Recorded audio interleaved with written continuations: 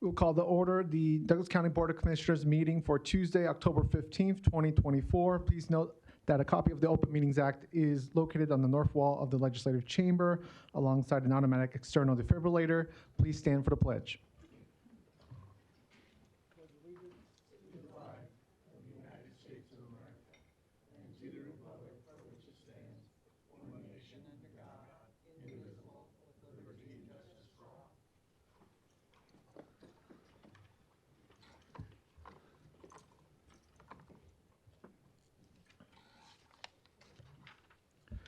First item of business is the Douglas County Board of Equalization. Roll call, please. Commissioner Borgeson, Commissioner Boyle, Commissioner Kavanaugh, Commissioner Friend, Commissioner Morgan, Commissioner Rogers, Mr. Chair. Here. First, we have items A and B. A being the approval of the minutes of the Board of Equalization meeting held Tuesday, October 8th, 2024.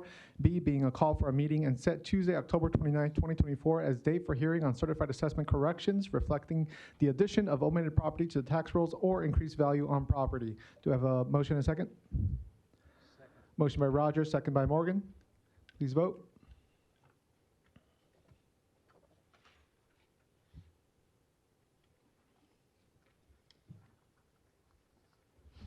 Motion passes 7-0. Thank you. Next, we have our resolutions, items C through E, which we can take in block plus adjournment, if so desired. Motion by Rogers, second by Morgan. Discussion, was there anybody here to speak on resolution C through E of their Board of Equalization? If not, we'll vote. Oh, apologies, Commissioner Kavanaugh, Mr. Light, go ahead. Thank you. I just draw people's attention to item C there, which is a resolution setting tax levies for necessary taxes as provided by Nebraska Revenue Statute 77-1601. I think this is an annual statutory requirement that we have to just forward the mill levies of all the governmental subdivisions in Douglas County. That's your property taxes. So what this says is what you're going to pay in property tax to the school district, to the city, to the county, to whoever has property taxing authority in Douglas County. It's an important thing. And if you look at it, and you look at the same one last year, you can also see whose mill levy went up, whose mill levy went down, whose mill levy stayed the same. That's an important thing. So I just point this out as kind of a pay attention moment. This is a big thing. It happens every year. Give you a real good snapshot of where you are in terms of your property tax liability. Thanks. Thank you. Any other comments or questions? If not, we'll vote.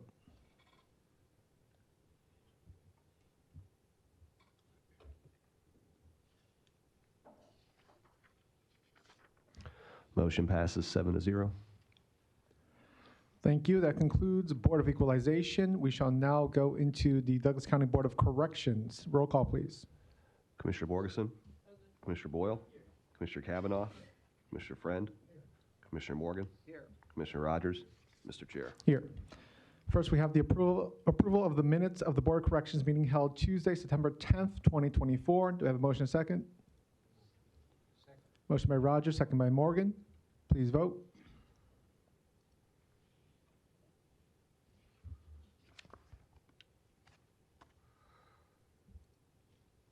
Motion passes 7-0. Thank you. Next, we shall invite Director Myers and team to report on the Corrections Department. Good morning, Commissioners. Morning. Michael Myers, Director of Corrections for Douglas County. You have before you my report for the month of September. After the third month of the fiscal year, we are $1,236,186 under budget. There were $361,637 spent on overtime costs. That is a decrease of over $100,000 from the previous month. And nearly $1 million in bond payments was processed by our Records Division. Enclosure number 2, Community Corrections and Reentry Services. The Sanction Center and Transitional Discharge Center placed a total of 11 individuals into community corrections, saving a combined 41 jail bed days. Work release admitted 24 individuals. House arrest admitted 46 individuals. The Reentry Assistance Program, or RAP, admitted 27, and 2 individuals completed a GED. Reentry Services and Therapeutic Communities admitted 57 individuals into therapeutic community housing units. A couple of things that I haven't highlighted in the past that I probably should be talking more about are our trade certifications. We currently offer 3 of them. Forklift trade certifications and electrical safety are provided through the Nebraska Safety Council, and ServSafe is provided through the National Restaurant Association, and our individuals in the jail are able to participate and get these certifications, which can benefit their opportunities for employment post-release. Another stat that it's always in the report that I haven't talked about is the GED wait list. We have tremendous staff in our GED that get a lot of positive results, but I decided to highlight for you that we have 133 individuals on the wait list for GED, and that is a pretty consistent number. That is in your tab number 2. If you went through that, you would, but that's a pretty consistent number over time. So you'll be hearing more from me about that in the future in terms of possible solutions and remedies for that. 18 individuals were referred to intensive outpatient treatment, and 28 individuals received substance use disorder evaluations. Turning to pretrial services, 288 individuals were placed on pretrial release. 1,368 individuals were supervised on pretrial release over the course of the month. 597 individuals participated in the 24/7 sobriety program. 160 individuals were supervised via GPS monitors, saving 3,612 jail bed days. In terms of operational savings to Douglas County, that theoretically translates into $577,920 in savings of detention costs. And you'll notice that number is, if you recall from the previous numbers, is significantly larger, and that is because we just recently adjusted the per diem to reflect the increased cost of our medical contract, which took effect in September. And lastly, the law library on the tablet system continues to demonstrate increased access with cost efficiencies for Douglas County. Enclosure number 3, compliance, regular reporting of all activities for all accreditations continues. Enclosure number 4, personnel. 4 officers below the rank of sergeant left employment in September, and that includes 1 retirement. As of September 30th, we were 100% staffed among all correctional officer ranks. And our final academy of the year actually began this morning, and we did have 19 new officers join our ranks. 5 officers were promoted from CO1 to CO2, and I want to congratulate Officer Forrest Dooley and Work Release Administrator John Skanes, who retired after distinguished careers with the Department of Corrections. Congratulations to Jelani Ballard, who was promoted to the rank of to lieutenant. And congratulations to Hannah Sullivan, who was named our new Work Release Administrator. Enclosure number 5, population. We had 1,288 admissions. We had 1,344 releases. Our high count for the month was 1,091, and our low count was 987. And Commissioner Kavanaugh, you had asked me to tell you when we ever hit our record low, and I'll be officially reporting that next month because it happened this month. But a few days ago, we were at 949, which in my 17 years here, the lowest that I can recall is in the 960s. Our average daily population was 1,031. That's a decrease of 59 from the previous month. The average length of stay for inmates released in September.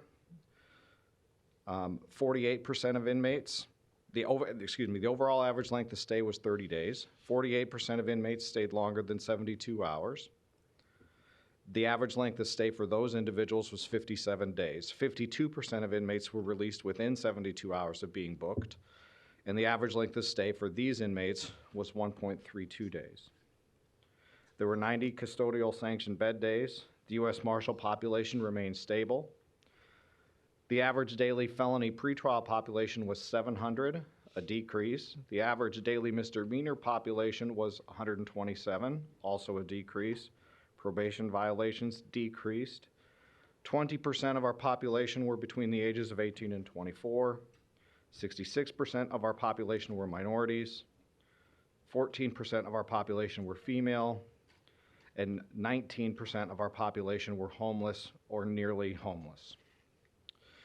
For our medical and mental health reports, as you know, we switched vendors from WellPath to Wexford. The reports in the new electronic medical records system are being written, and some of the data initially just did not seem to make sense. So I chose to not provide you data rather than provide you data that I wasn't 100% sure of its accuracy. So once those customized reports have been tested and validated, we will backdate those numbers so you have accurate data for year-to-date going forward. Enclosure number 8, Security Operations and Honor Guard. The Crisis Negotiation Team, or CNT, was deployed 6 times.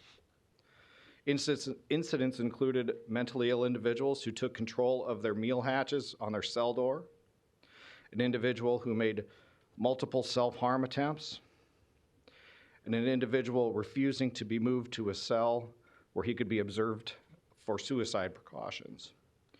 Lastly, CNT worked in conjunction with our CERT team to assist a severely mentally ill individual to comply with providing a court-ordered DNA sample.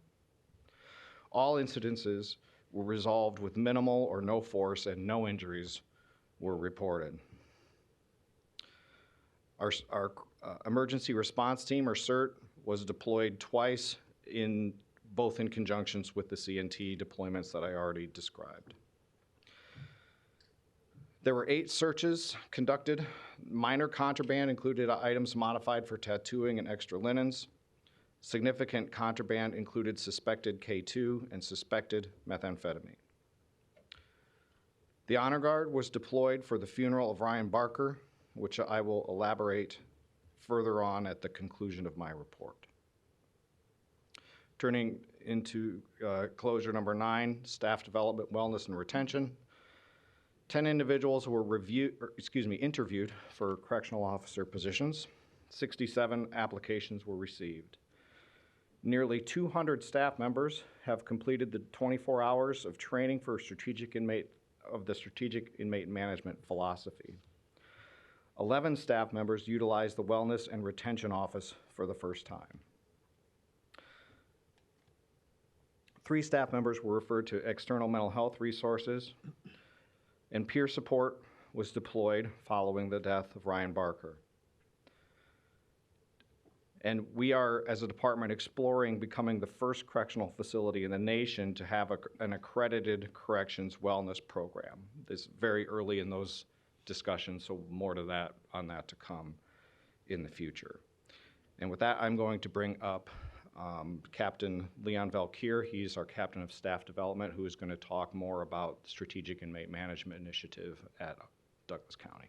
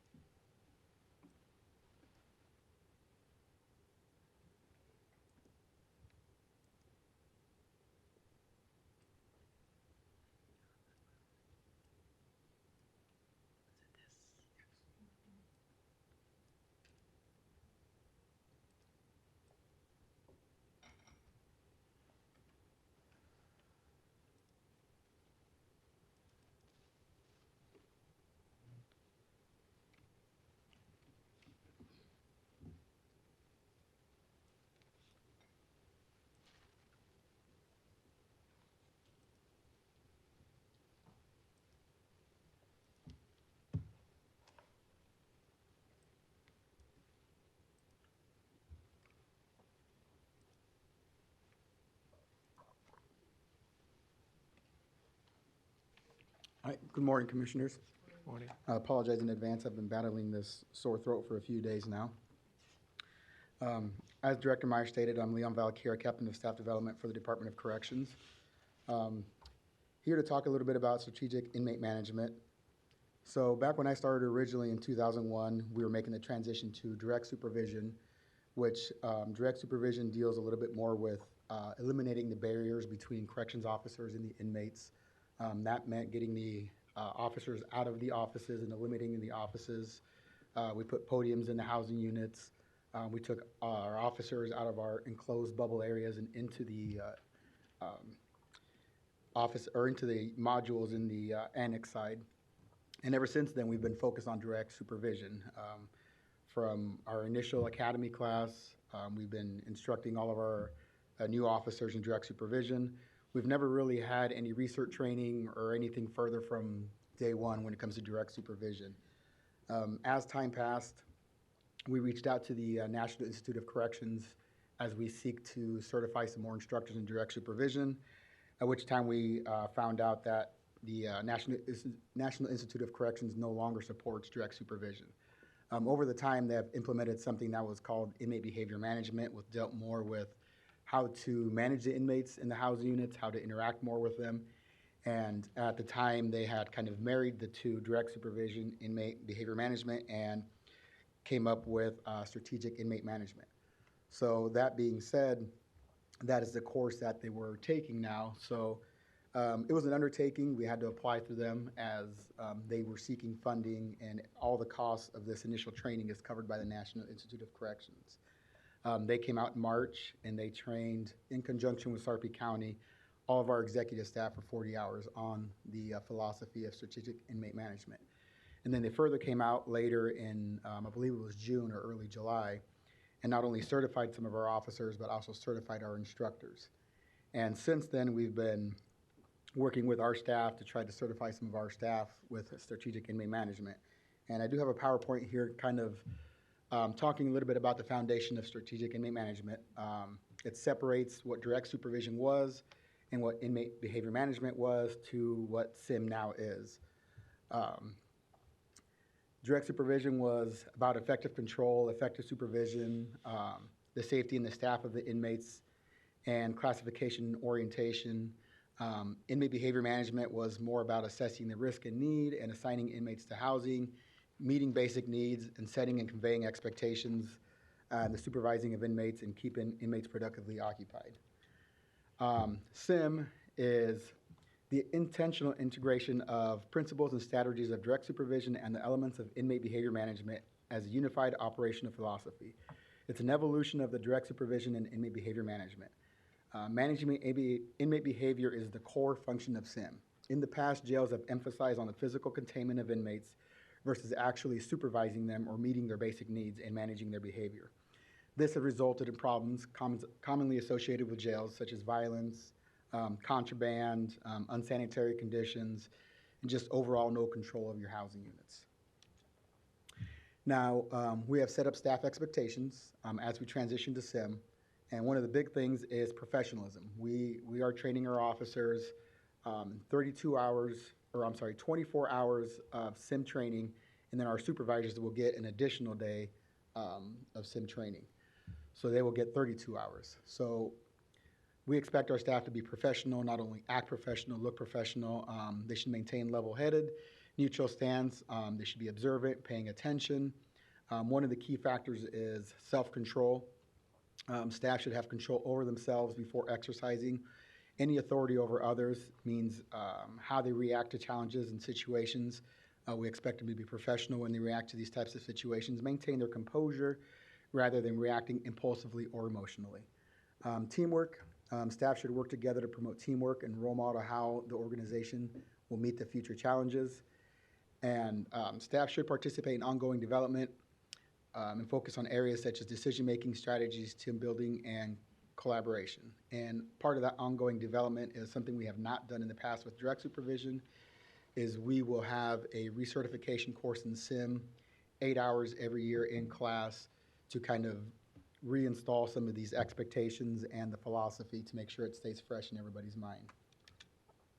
We also have supervisor expectations. Supervisors, they should mentor and facilitate staff development. They should provide guidance and correction when needed, and they should also be supportive of their staff. They're also there for responsibility for ensuring that the agency policies and procedures are followed. They should enforce policies and hold staff accountable. And one of the most important things for our supervisors is they should be present in the facility, modeling the proper interactions with inmates and demonstrating professional communication methods. They should also check on activities taking place in the facility and confirm that the rounds and other duties are being performed properly. Their role is a supportive role for the officers. They know that the philosophies of the officers and what they need to implement. What we expect from our supervisors is to do rounds, answer questions, interact with the officers, and get to know their officers they work with on their team. Establish that rapport with them so they feel comfortable communicating back and forth, and so the officers feel comfortable communicating their concerns and issues with them, and also ensuring that the officers are doing their rounds and actually interacting with the inmates as they should. The SIM goals are to improve the quality of life for the incarcerated population and staff. Make sure inmates are better off when they leave than when they came in. Prepare inmates for reintegration in the community through increased reformative programming and daily activities. Making sure that the basic needs of inmates such as food, medical, mental health programs, activities are not only met but exceeded. And that is another key component of SIM. We're not only training our officers in SIM, we're also training our contracted staff. We have medical, we have records, we have our facilities management, we also have commissary. We're training everybody in SIM because everybody plays a key role when it comes to SIM. Improving the quality of life means actually that their food needs are met, their food complaints, grievances are answered in a timely manner, and are actually not just answered, they're actually looked into and addressed. Medical concerns, mental health concerns, making sure that those are also met. If an inmate has a complaint or has a grievance or has an issue, their basic needs are met, they're answered appropriately. So those are the basic needs that we talk about when we're talking about the needs of the inmates that are met. Programs, that's one of the things that we're looking at is increasing the amount of programs that we have in the housing units. And not only just general programs, but programs to meet the needs of a specific housing unit. A minimum security housing unit will require different type of programs than a maximum security housing unit. Just because, minimum security, they may be reintegrating into the community much quicker. And so they may need different types of programs. So we have to reevaluate all the type of programs and activities that we have to meet the needs of that specific housing unit and the population in those housing units. Overall, one of the goals is to reduce the overall disruptions, such as fights, inmate theft, strong arming, all those types of things in the housing unit.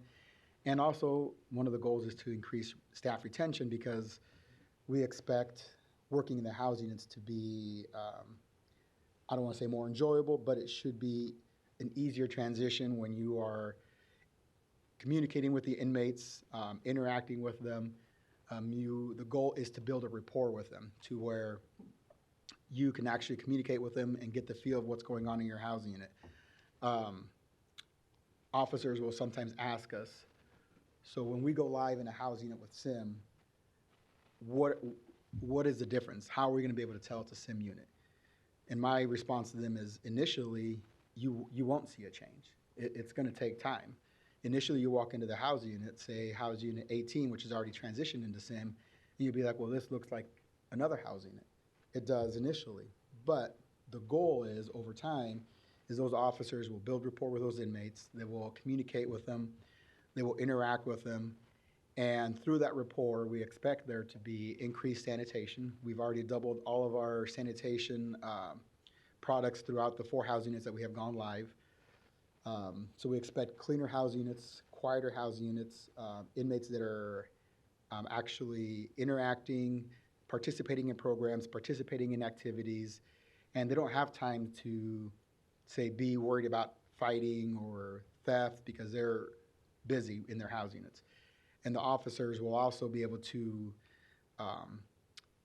establish the feel of their housing. They'll be able to know when something is off. They'll be able to see, like, something doesn't feel right about my housing like it has been for the last few days. So hopefully they'll be able to notice when things are off and be able to try to get to the bottom of things before they escalate. So that is what we expect over time. Initially, it will look the same. Over time, it will be a cleaner, quieter, more active housing unit with the staff and the inmates. So we've also established room standards, which we can see on some photos, and we have these available in all of our housing units now for expectations for our inmates. And these are how we expect our beds to be made and our rooms to look within our different types of cells that we have in housing that we have in our facility. And a lot of SIM also doesn't just focus on our staff, it also focuses on holding our inmates accountable. One of the things that our officers are inquiring about is, well, we can't lock our inmates down because of SIM. What I tell them is, initially, we expect our lockdowns to increase because we're holding our inmates accountable to sanitation in their rooms, sanitation in their housing units, overall in the day room, and behavior. It is managing our behavior. So we expect initially to have some increase in lockdowns while inmates are resistant to doing the basics of cleaning and maintaining their standards in the rooms. But over time, we expect that to go down. So I let them know that SIM doesn't mean you can't lock inmates down. No, you hold them accountable. And, there are privileges that, they get to partake in, which is being out in the day room and watching TV and engaging in activities. And those are privileges. And if they're not cleaning in the room or they're not behaving as such, those privileges can be taken away. One of the activities that we did recently with Lieutenant Sandusky went up into our 2 SIM units that we had at the time, and they had a pumpkin coloring contest. So she took a bunch of markers up and some coloring paper, and they partook in some coloring of some pumpkins, and then we took that and hung them up in our lobby. So anybody that comes into our lobby can see the paintings that they did, and it was very well received in the housing units. This here is housing unit 19, and that was just one of the activities that we did. And we plan on increasing more activities in our housing units and doing more things like this with the population to kind of keep them busy, and we're exploring different ideas. We've been upstairs to talk to the inmates and kind of getting ideas from them as to things that they want to do. So it's a work in progress. So far, we have trained, to this date, 229 out of 413 custody staff have received SIM training. And like I said, we are also training our non-custody staff as well for the SIM training. So, does anybody have any questions? Thank you so much for that report. We're going to first go to Commissioner Kavanaugh. Thank you. Second? And thank you, Mike, and I'm sorry, your name? Leon Valcure, Okay. What rank are you? Captain Captain. Septimum. Thanks for this. A couple of things. The funding for this, do you have an idea of what we're spending to fund this program? Either one, I don't know. So as Captain Valkir said, then the National Institute of Corrections funded all the external support and continued ongoing support that they're going to be providing to us. We have an investment in training. This training will supplant some of our other training hours that we're required to do. I guess I haven't done a calculation to know, like, are we going above and beyond the minimum training hours to implement this, which would incur some, costs of the staff's time to train. But to me, it's a very wise investment in the development of our staff and pushing the agency forward. But I can try to come up with a rough figure for you in a future report. Sure. In conversations with corrections officers, it's my understanding that this SIM training takes a day, and these 239 officers have spent that day or a portion of that day going to this orientation. And so that times that would be a cost to us. So it's actually a 3-day training. Oh, 3 And days. 3 days. But like I said, if they weren't doing this training, we have a minimum number of training hours to do annually anyway. So if they weren't doing SIM, they'd be doing something else. so that some of that cost may be a wash. Right, I'm just trying to get some, this would be training-wise, I guess, but this is a specific program, so it's easier to capture that cost. This grant that we received, what was the amount of that? So it was not a grant of money, it was a grant of assistance, technical assistance at no cost. So the National Institute of Corrections has sent teams to Douglas County multiple times and continues to consult with us in meetings. We have basically 3 different levels of meetings that happen on a recurring basis that they participate in. We're not paying anything for that consultation. That's all provided through the National Institute of Corrections, through the Bureau of Justice Assistance. Are we a member of the National Institute of Corrections? So that nobody's really a member. NIC is just a federal agency, and I misspoke. It's part of the Bureau of Prisons, not Bureau of Justice Assistance. So it is just a organization, a federal organization that we availed their services. Do they accreditate us in any form? No, they're not an accrediting body. So they're simply a federal support agency for Correct. They're a training and support agency. Okay. In looking through here, and, I don't see anything that we wouldn't want to do here. Makes perfect sense. What I don't see is reporting metrics back to us. I see up the chain of command, but it would be good to know, and you pointed out some of these things that, would be quantifiable to us to show before SIM, we had this, and after SIM, we had that. And I don't know what time frame we would be talking about, 6 months or a year. You'd want to have some time to let this set in. But could we have a report back on a regular? You absolutely can. We will be tracking incidences that happen pre and post the implementation of this. It'll be sort of a piecemeal process at first because we're converting a few housing units at a time over a period of at least 6 months to allow for the training and prep and the lessons learned. It's good to learn lessons on a small scale. Thank you. Thank you, Captain, for your efforts. Thank you. We'll go to Commissioner Boyle. And I was going to ask a similar question about quantifying results from a SIM unit. So my first question, though, is how do patients, inmates, end up in a SIM unit? Are they chosen, or is it just a unit that you decide to convert? They're just units that we converted. The jail will be a SIM jail, period, across the board. As soon as we get everybody trained and get the resources in each housing unit that we need. So there really won't be any sort of a selection process, and there really wasn't this time. We picked one area of the jail to start training staff on, and then we rolled out housing units 2 at a time within that area of the jail. So just subjectively in that particular housing unit, have you found an improvement in employee morale and behavior of the inmates? We've been up there to talk to the inmates. The inmates seem very inquisitive right now. They seem excited. They have multiple ideas. So far, what we're getting from the inmates is they're excited. They're ready for a change. They also have a lot of questions, but I think it's positive conversations that we're having with them. Our staff seem to be engaged. They seem to be, positively moving forward. So they're also excited. They're wanting that back and forth with inmates. They're looking for the stabilization of the housing unit. So I think it's moving in the right direction. So then are these longer-term inmates? That it's not the folks that come in and are turned around in a weekend, or does it make a difference? So one of the housing units that we have now is a max housing unit. Housing unit 16 is one that just converted last week to SIM. Other than that, we're on our 2D floor, so there are celled housing units. So it has, one of them is a female housing unit, which has a mixture of minimum and, medium inmates in it. So, and one of the other ones is our program unit, which has also a mixture. So, but we did bring one of our max units online last week, so. Okay, and I'm sorry, I don't understand min and max. Oh, those are custody levels, I'm sorry.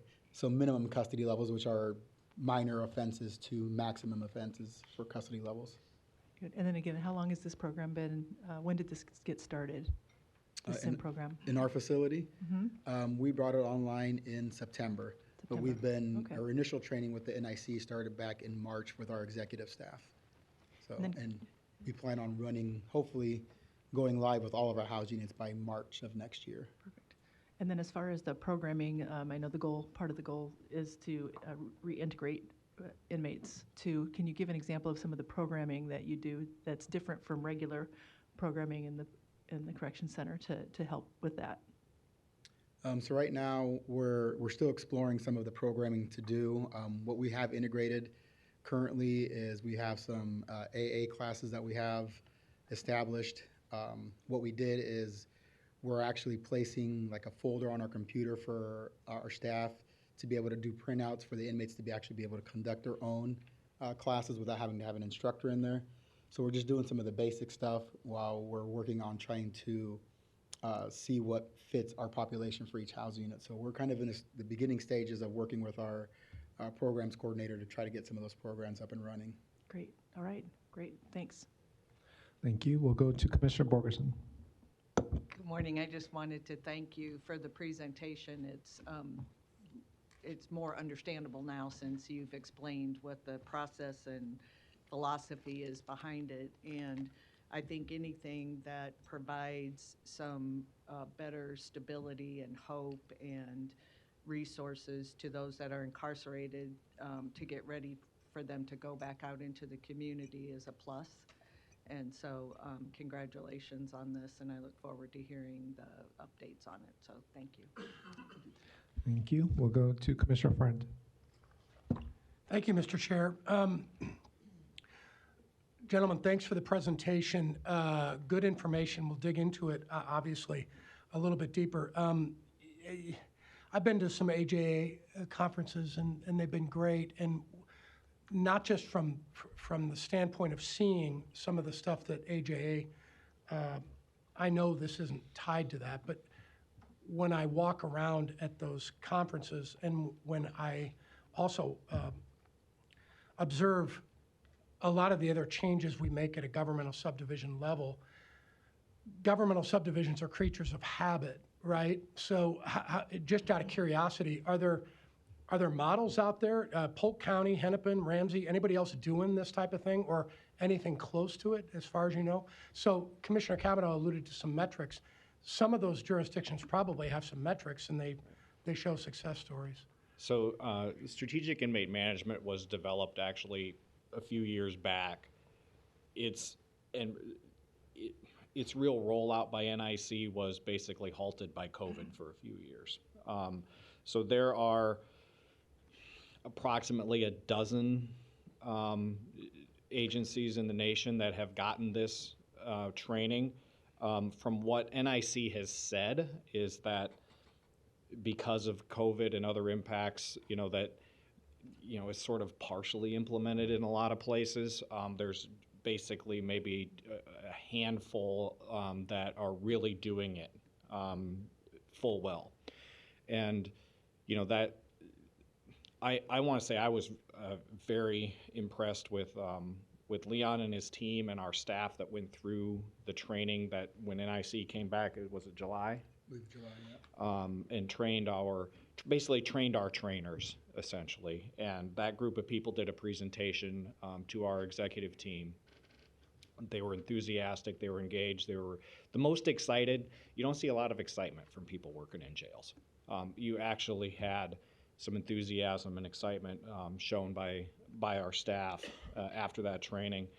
And it was after that training that NIC offered to provide us ongoing support kind of on an indefinite basis because they saw the potential in us to become a model site for SIM. And that we had the buy-in from, throughout all parts of our organization to do this, do it right, and become the place that they send other people to learn from. So I'm pretty excited about that opportunity, and even more excited that our staff are being recognized by the experts in the field for having the potential to really do this. Thank you, gentlemen. Thank you both. Appreciate it. Any other questions or comments on this item? If not, thank you again for the reports, and I'll take a motion for adjournment. Commissioner? Yes, I just go had ahead. a couple other things just Sure. to wrap up. Okay, go ahead. Outside of that. I wanted to commend our custody staff, especially Officer Jeffrey Lee and Sergeant Michael Rolfe, and our medical team who successfully intervened when individuals were attempting to self-harm. Over a period of 3 weeks, we had 4 incidences where individuals attempted to end their lives while in custody. I also want to thank you as commissioners for supporting and funding the replacement of our top bunks and the installation of the safety netting and housing units, which has saved several lives already. I cannot promise you that we will never have another bad outcome. I actually would expect one at some point. But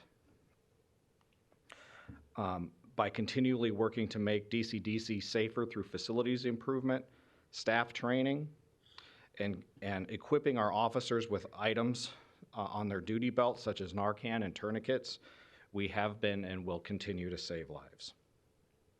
And lastly, as referenced earlier, we mourned the passing of Officer Ryan Parker. Our department seems to be confronted more often by these losses than we should be. But I'm always amazed by our staff's response to these crises.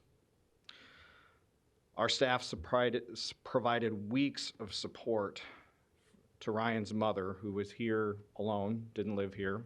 Our staff drove her around town. Our staff, she's has a minor visual impairment.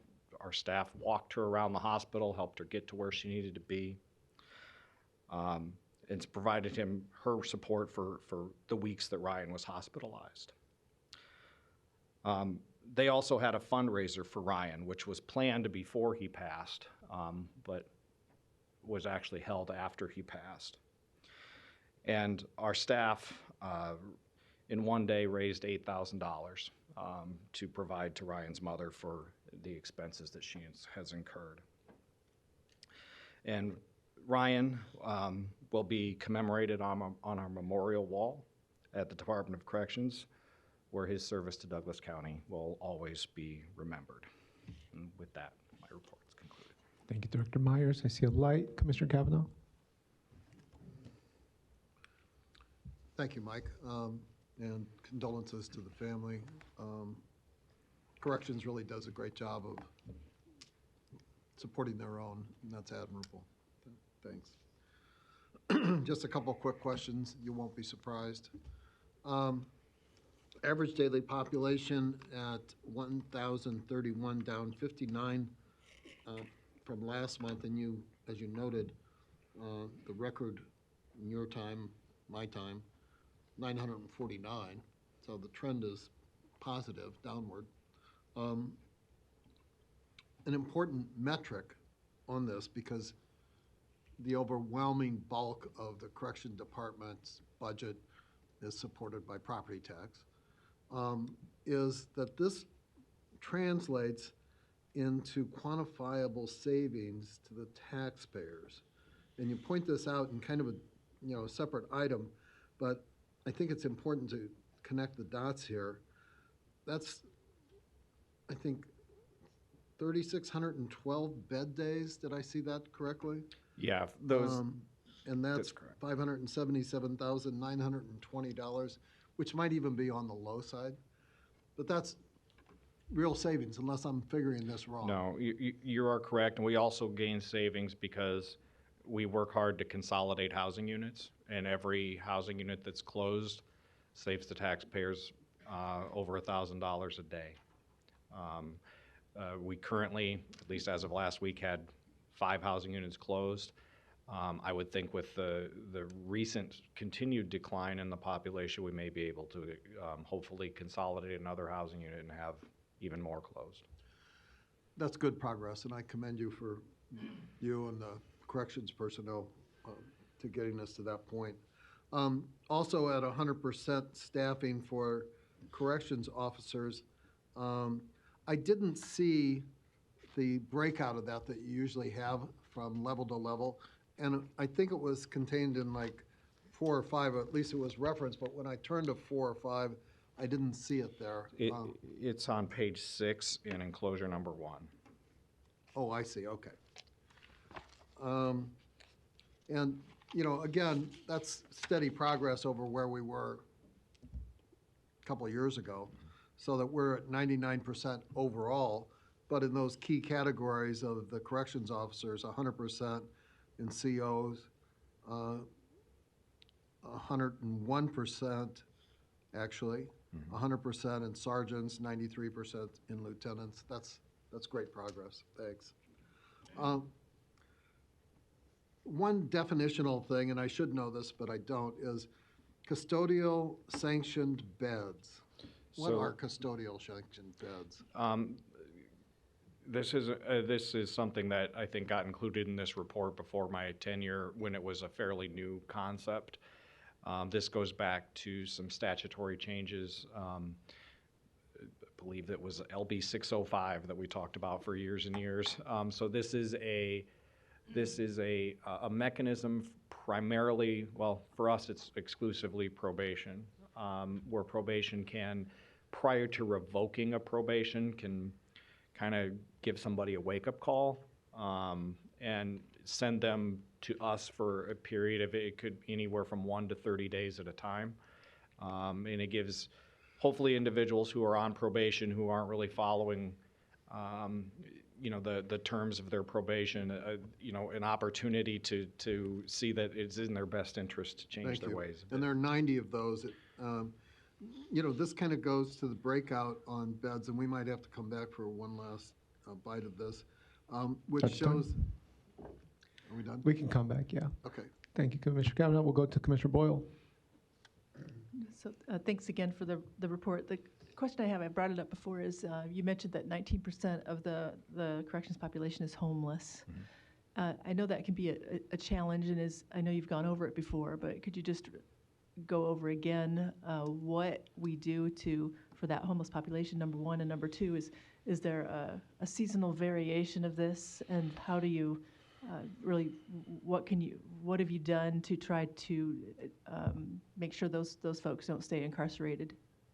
So what we do for those folks is going to vary pretty dramatically. Sometimes the offenses that they're brought into custody with are typically offenses that people don't stay in jail for very long. Sometimes the judges will let them out at their first court appearance if it's a trespassing charge or something like that. So in some of those cases, especially depending upon the day of the week and if the weekend's involved, we may not have the opportunity to do much meaningful work. We do have our reentry specialists for people that we do have an opportunity to engage with, that they provide resources and referrals, and if they're with us long enough, engage them in programs, and we get them into our medical and mental health services to try and get folks stabilized while they're in our custody, and then make those connections to community resources and housing to support them after they're released. Like I said, sometimes the system works too fast and people get out too quickly for us to be able to do that. We are looking to reinstate a service that we had a few years ago. It's just basically been a staffing issue for us. We did have someone in place in the past where we had a reentry specialist that worked later into the evening and basically triaged people on their way out. So it's basically an additional step in the release process to provide, do you need a bus pass? Is there somebody we can call for you? Do you need, is there, medications that you need, or, that we can call a pharmacy for you? Whatever, you're not going to work miracles in a few minutes on the way out the door, but you at least try and get people pointed in the right direction and get them connected with some caring person on the outside, and hopefully for the best with that. So you mentioned triaging people out. Do you know if, this is not your area, but if OPD or the Sheriff's Department, if they have a way to triage people on the way in so they don't end up, certainly a trespassing charge doesn't necessarily maybe warrant an overnight stay in the correction center, which is a cost to taxpayers, and it's not necessarily good for the the homeless person either, you know? So I know both departments have resources. I don't know that I should speak. I'm not knowledgeable enough to speak on their behalf on this issue. But, you know, they both have, you know, co-responders and mental health services embedded in their departments. You know, and we have another idea that we want to bring forth, and kind of at a triage at the front door of the jail to see, hey, is there any place else that this person? We serve a purpose, and I'm not trying to shirk that responsibility. But if there is another avenue that that might have a more effective long-term outcome for the individual, if we pause for a moment and explore that with law enforcement, that may be an outcome that's a win-win for everybody. Yeah, yep. All right, thanks. Thank you. And Milford, this is a 2-minute third round for Commissioner Kavanaugh. Thanks. Real quick, Mike. We have 66% minority majority, with the leading demographic being African Americans with 45%, Hispanics with 15%, and others with 6%. Our Caucasian population is 34%. I know you don't have any control over this, but it seems to be either staying or going up slightly every month. And that goes, you know, to this homeless population. I'm always reminded of Will Rogers, social philosopher, who said, it's not a crime to be poor in the United States, but it might as well be. And we reflect that in our population in the corrections month after month after month. I mean, if we did economic demographics rather than racial demographics or housing demographics, I think we'd find the average corrections inmate to be on the low side of the economic scale rather than on the high side. That's not because people who make more money are more honest. It's simply that we lock up more people who are poor. I just make this point in passing because you have no control over that. The final point that I would bring up here is the average length of stay looks like it's 30 days, with 52% staying less than 72 hours. Average length of stay in that cohort is 1.3 days. And 48% staying more than 72 hours. Average length of stay in that cohort is 57 days. But overall, people are there for 30 days, which is That's a pretty correct. transient population. Right. I appreciate all you do on these reports, and they get better and better as we hone them over time. Thank you. Thank you. We'll go to Commissioner Borgerson. I just wanted to comment that I'm glad to hear you talk about the quote assessment type of a center prior to them coming in. I was part of a group that looked at San Antonio way back when that has such a center, which is beneficial for both the individual as well as us as a correction facility overseer. So whatever I can do to help on that, I'd be happy to, because it's been something that I think we've sorely needed and just haven't gotten to the point where we have gotten it yet. Agreed. Thank you. Thank you. Any other comments or questions from commissioners or public? Kent, do you have one? Thank you, Commissioners. Kent Holm, Environmental Services Director. I'm here just to say a word about Ryan Barker. Ryan was part of the Mentoring 360 cohort this year, and he was one of my mentees. We would have been meeting tomorrow, so we will miss him. The last meeting we had in August, I know he wasn't feeling well, but he wanted to be part of the group, so he called into our meeting. So he was part of that, but we will miss him. So, thank you. Thank you for sharing that, Kent. Any other comments or questions from public or commissioners? If not, I'll take that motion for adjournment. Thank you, Director Myers. Motion by Borgeson, second by Rogers. Please vote.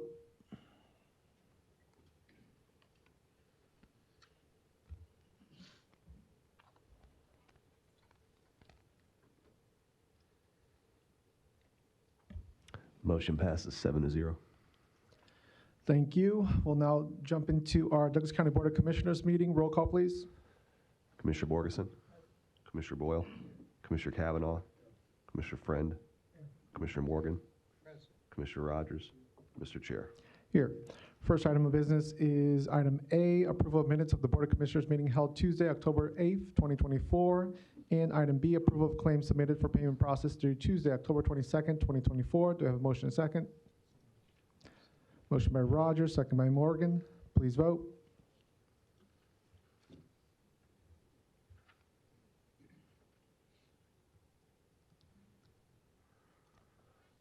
Motion passes 7-0. Thank you. Next, we have our consent agenda, items A through G. Do I have a motion and a second for discussion? Motion by Rogers, second by Friend. Any comments or questions on consent agenda? Commissioner Kavanaugh? Thank you. On item C, this is approval of agreement for grant-funded facilitation services by Category 1 Consulting as required by FY23 OJJDP Building Local Continuum of Care to Support Youth Success. $180,000 grant-funded, budgeted. And Ms. Havakati, could you expand on this a little bit for us? Sure. Kim Havakati, Deputy County Administrator.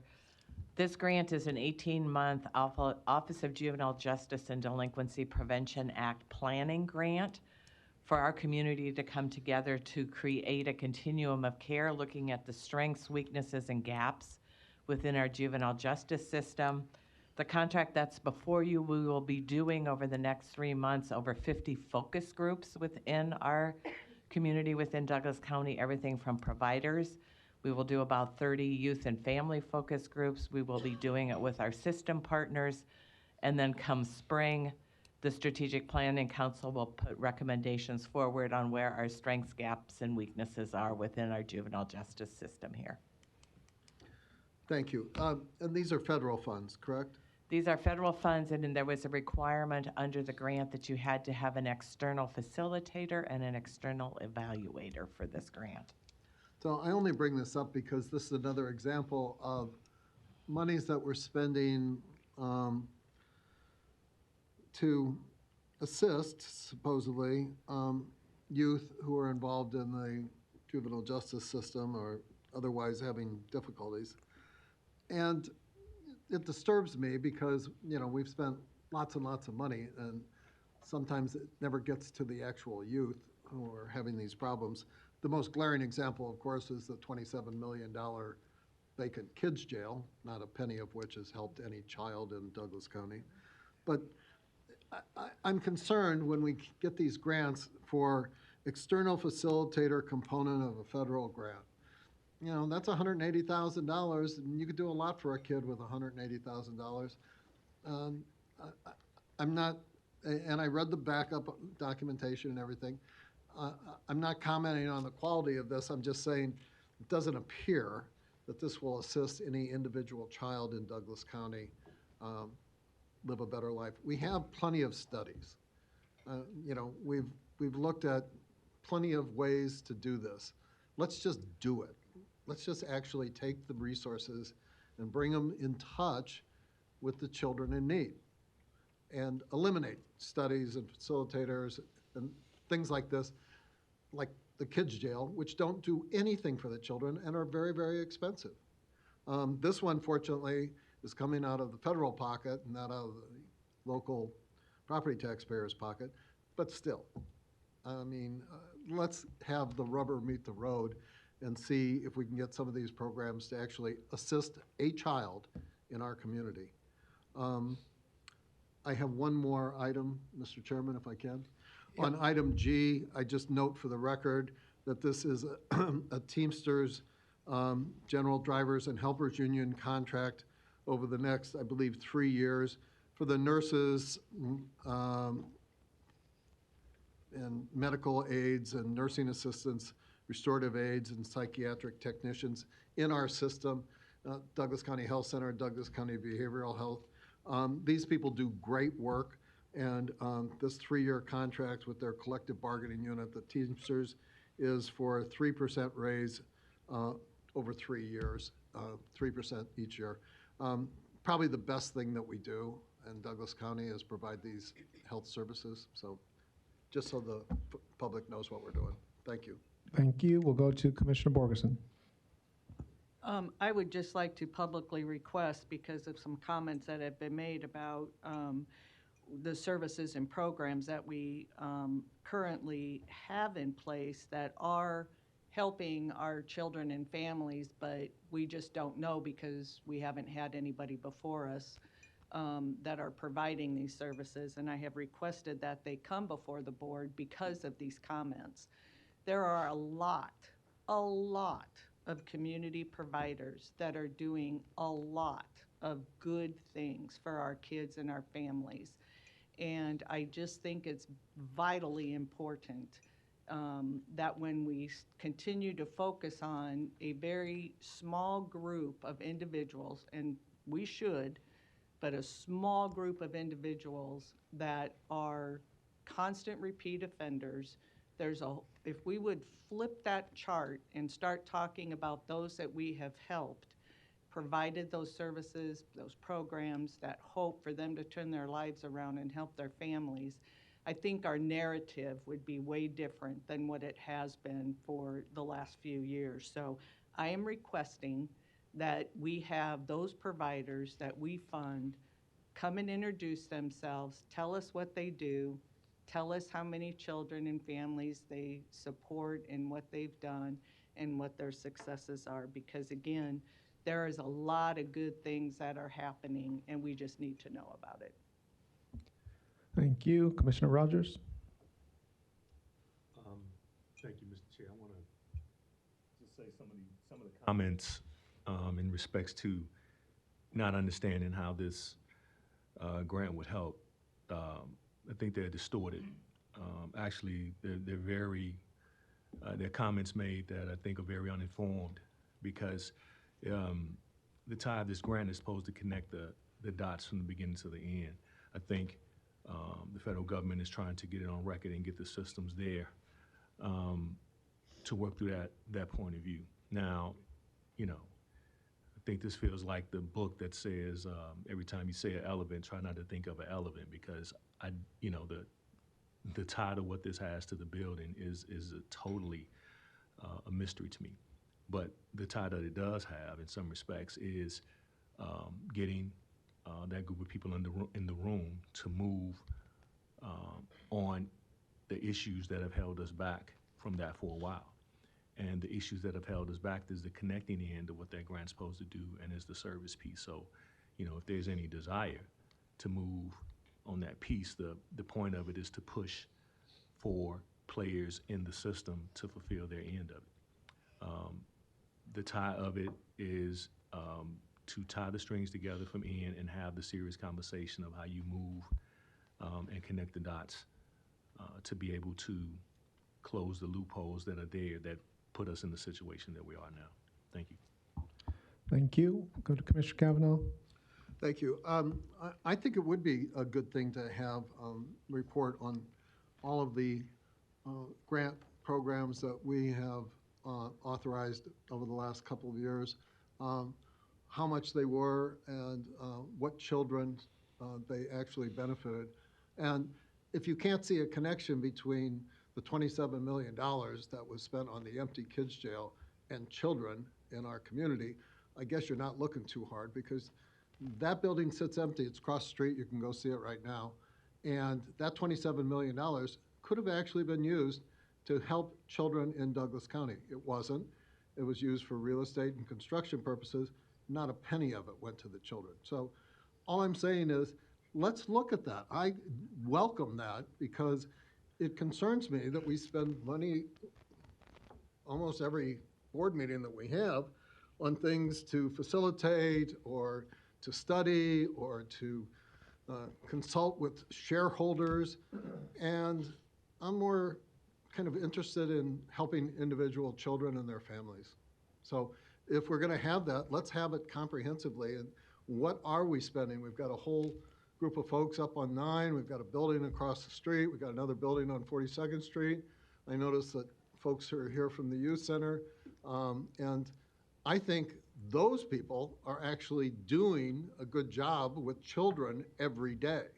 But beyond that, a lot of these things, I'm missing the connection between what this money is going for and what the children are actually getting. So, thank you. Thank you. Commissioner Rogers?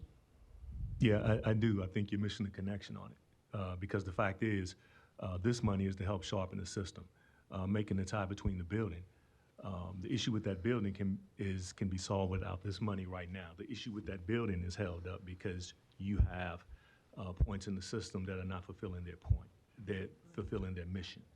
And so, yeah, I think there is a point of missing it because this is a bigger view of the system, the point where it ties to the building. The building can be open in 3 months if other people in the system were held to their responsibility. So, yeah, there probably is some doubt in regards to what's going on in the system, but from the end of it, because I don't think it's clearly, well, I think there's a lot of things being merged here to some degree that's putting a taint on that to some degree. And my point of it is to make sure that, you know, this just doesn't go unanswered and is thrown out there and continues to confuse people more. Thank you. Thank you. Commissioner Morgan? I feel that I need to make a couple comments concerning that facility. First of all, we've seen a tremendous increase in the last 5 years since COVID in our youth. We were running around 60 youth in the facility, and the numbers were going down at that time, 6 years ago when we started the discussion of the size. I also, at this board meeting some years ago, 6 years ago, thereabouts, when we talked about that facility spending the money, which was going to be approximately $22 million of county monies, and the foundation was going to contribute $5 million, a foundation in Omaha, which we were pleased about. I suggested we add a floor, and that's a matter of record, unfinished at a cost of about $2 million. I did not get the support of 4 members of the board, 3 other members, to go along with that. I said we'd have a use for it someday because our city's going to continue to grow. But I do want to go back to saying what I said in the beginning. We have seen a tremendous, unfortunately, number of youth in our facility from what it was 6 years ago. And the sheriff, I'm certain, can tell us how much we're seeing with 11 and 12-year-olds involved in some pretty sad situations in our community. And the fact is, if we were to open that facility and use the other facility for that overflow, the cost would be, from what I understand, and I know our chairman and others have been involved in looking at that, somewhere around $4.5 million per year to operate the two. And that's why financially it makes sense at this time to not open that facility. I think we've been running right at it 90 or thereabouts. Sometimes even I think we've been in the triple digits occasionally, and we've dropped into the 88, 87 number too.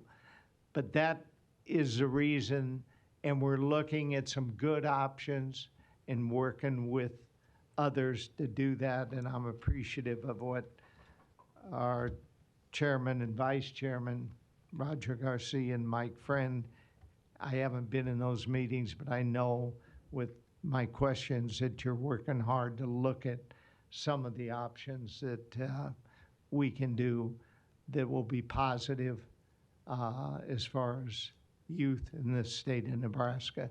So I just find it necessary to comment in response to some of the comments made here by Commissioner Kavanaugh continually on that waste. Thank you, Commissioner Morgan. We'll go to Commissioner Friend. Thank you, Mr. Chair. You know, I think, and this isn't meant to be a lecture, but I think it's interesting when we see things on our agenda that say grant funded.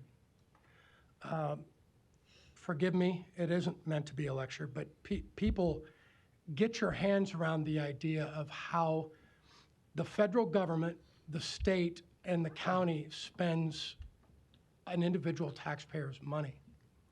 When we see a grant at the county level and we apply for it, when we apply for that grant for a variety of reasons, we either get the grant or we don't.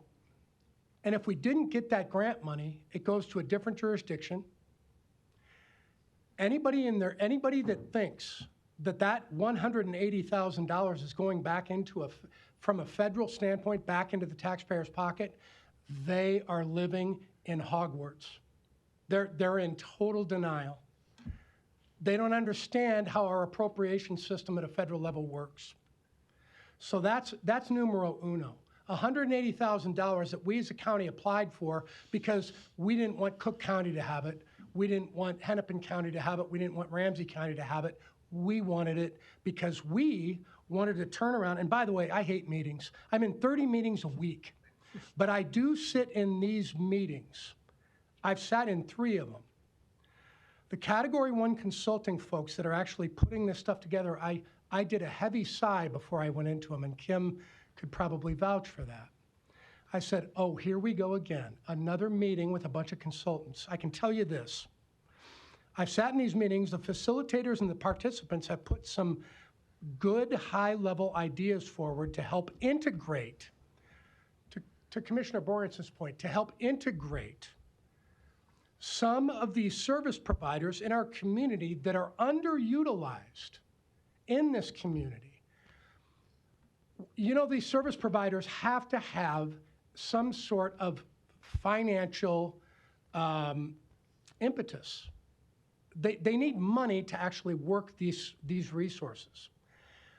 These meetings and this consultation and this facilitation is helping to try to help them monetize it.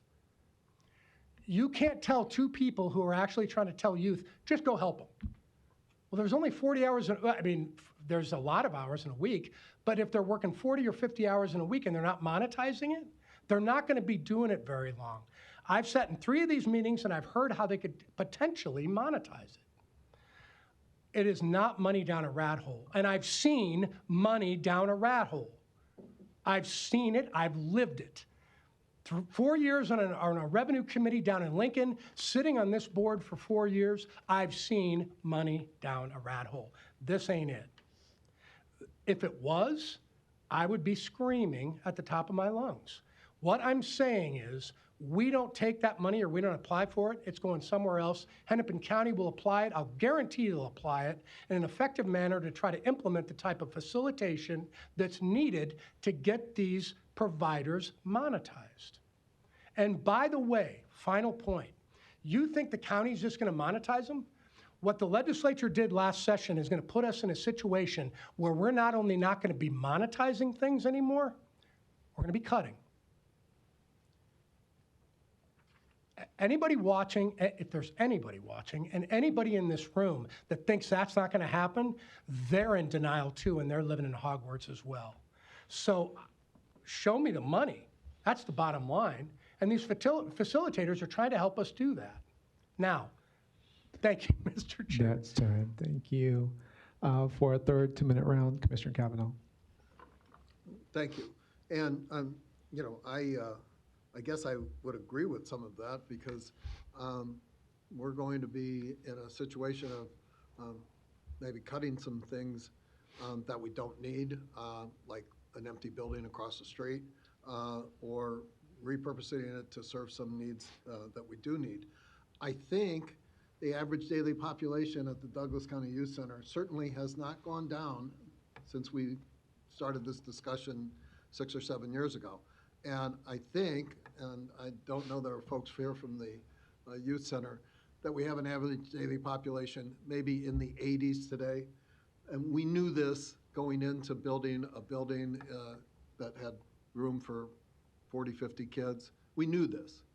I told people this, other people told people this, and yet they went ahead and they built a building that was inadequate, and it's empty. So if we want to be concerned about cutting back, the legislature is making us cut back, we might look at empty buildings that got promised to be adequate because these programs were going to reduce the population, that got promised financing from local foundations that didn't come through with the financing, and that have not had anything to do with helping children in our community.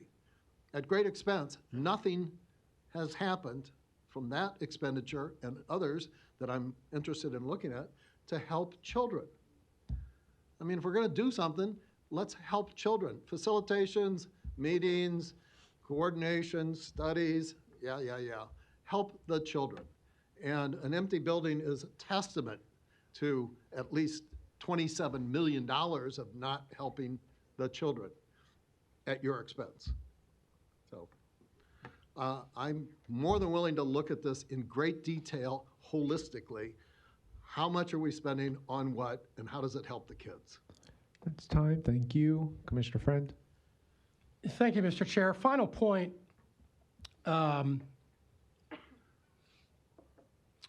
When this report does get put forward, to this point right now, let me step back. To this point right now, the only, and I think Commissioner Borgeson alluded to this just a little bit earlier. To this point right now, to the best of my knowledge, the only data that I've received in regard to intervention or early, pre adjudication and pre-intervention type of services that I've received are from the home program, from Boys Town, and from Radius. And those numbers are easy to get. That's it. I can't remember any others. To her point, there are metrics out there.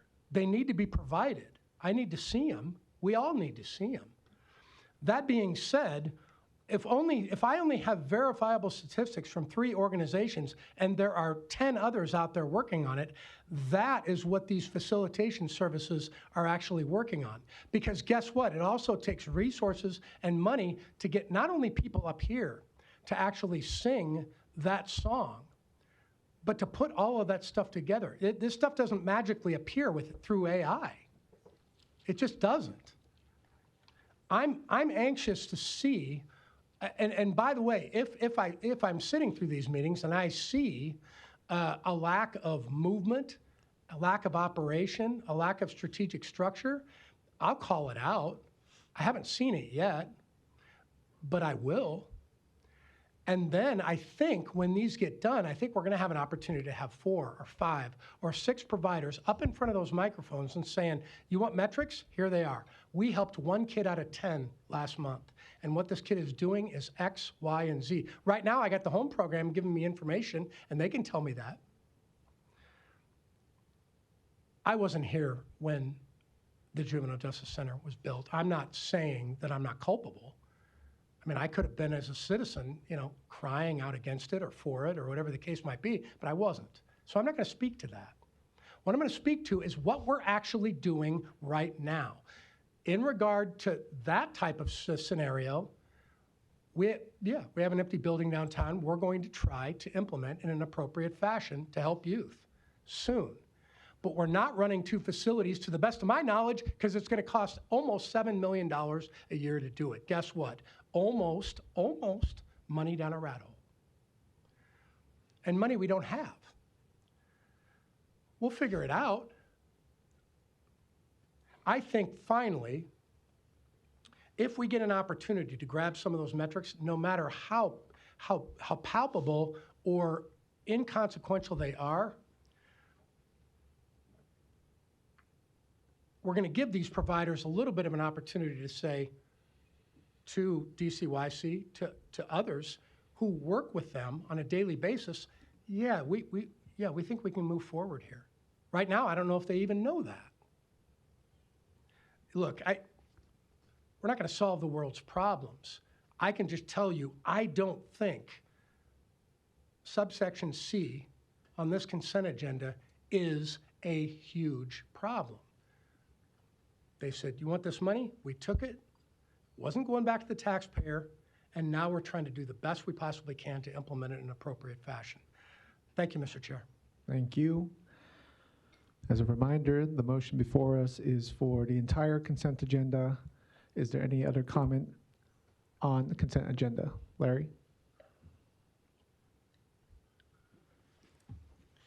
Larry Storr, 5015 Lafayette Avenue, Omaha 68132. Thank you, Mr. Kavanaugh. Without your taking it off the consent agenda, we would not have heard these words. We didn't hear them before when all this was taking place. And I just want to say that I do not contest that there's been a lot of good services provided and done by the people that are in the field. And yes, we do not hear enough about that. But by your own words today, I'm going to suggest that the state auditor take a look at auditing these funds. And the main reason is when you take grant money, whether it's federal money or somebody else's money, those people have a right to take that money back and to say you're not getting any more. What are you going to say to the taxpayers and to these people that'll be left out on the streets, these children that'll be left without services because the grant money has been refused? Yeah, they don't refuse it a lot because they want the power in the community, because they're a 501c3. If you can't fund it without the federal government or 501c3s, then don't do it. Where did my money get spent, and why is it not effective? And we didn't have a vote on the Juvenile Justice Center. My final comment before he shuts me up is, why did you not interrupt some of these people and shut them up? And I think you protest too late, Mr. Friend.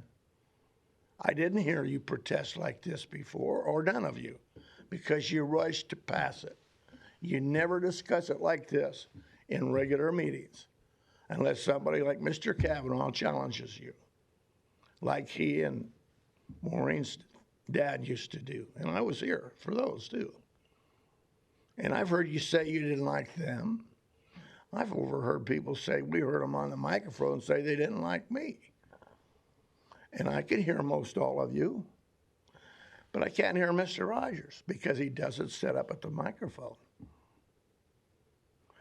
Him and Marianne Borgeson are responsible for a lot of this over the past years, ever since the Juvenile Justice Center.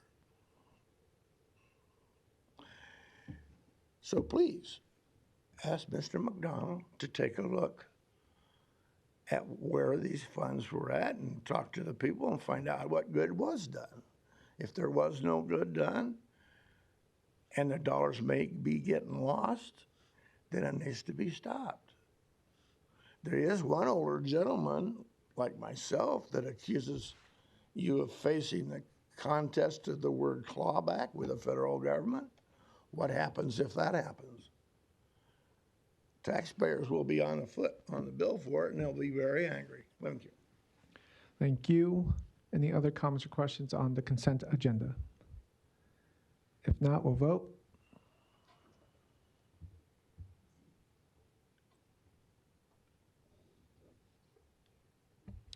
Motion passes 7-0.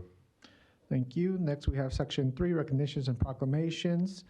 The first one being a recognition of the following county employee retirement. We have Todd Connolly, who worked for the Douglas County Communications Department for 18 years. I don't believe He is here today, but we thank him for his service to the public.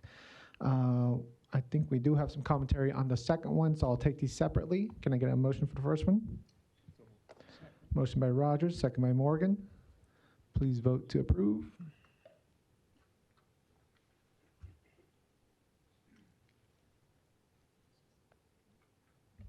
Motion passes 7-0.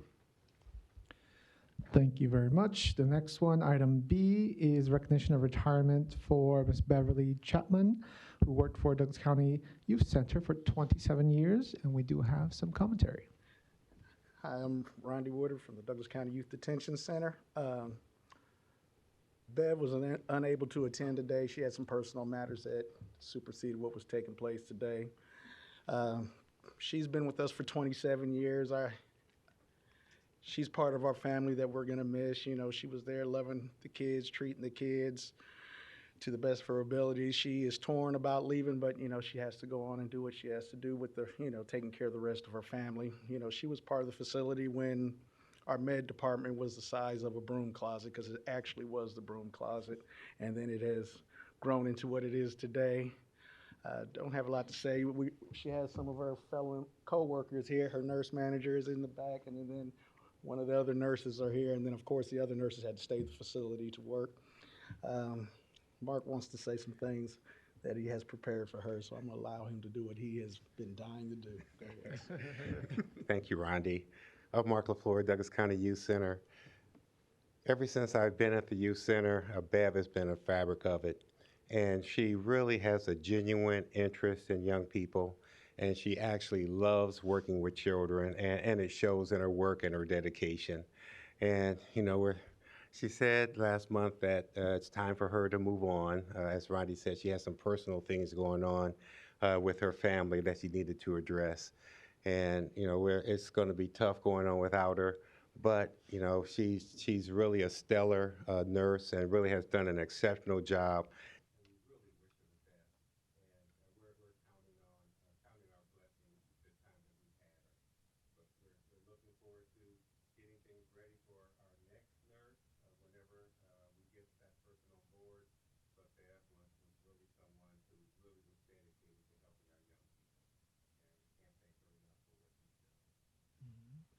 Thank you, Mark and Rondi. Commissioner Cavanaugh? I'll pass on our congratulations to Beverly for decades of public service. This is what I've been talking about. People who help children.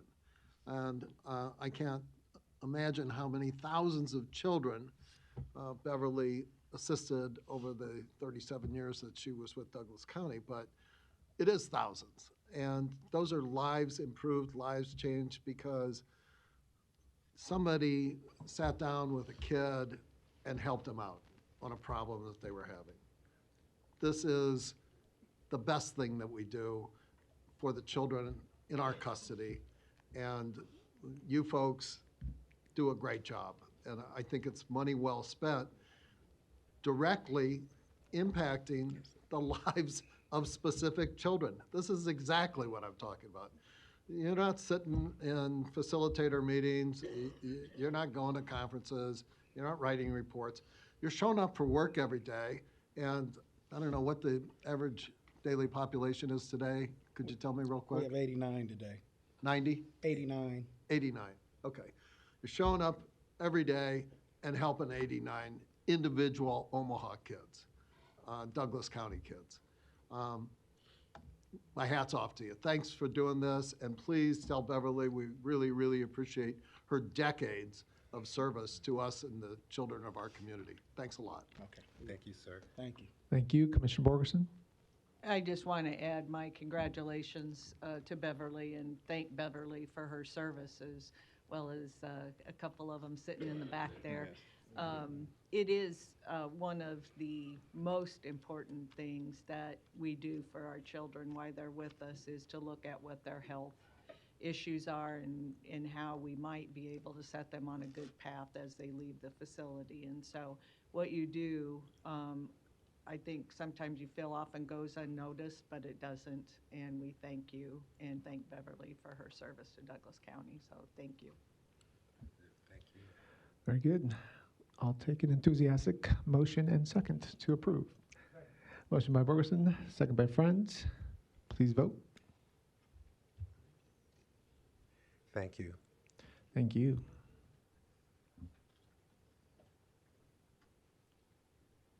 Motion passes 7-0. Thank you. We'll now go into section 4, presentations. First, we have a presentation on the state of homelessness in Douglas County / Omaha as requested by Commissioner Borgerson. So I will toss it to her to introduce.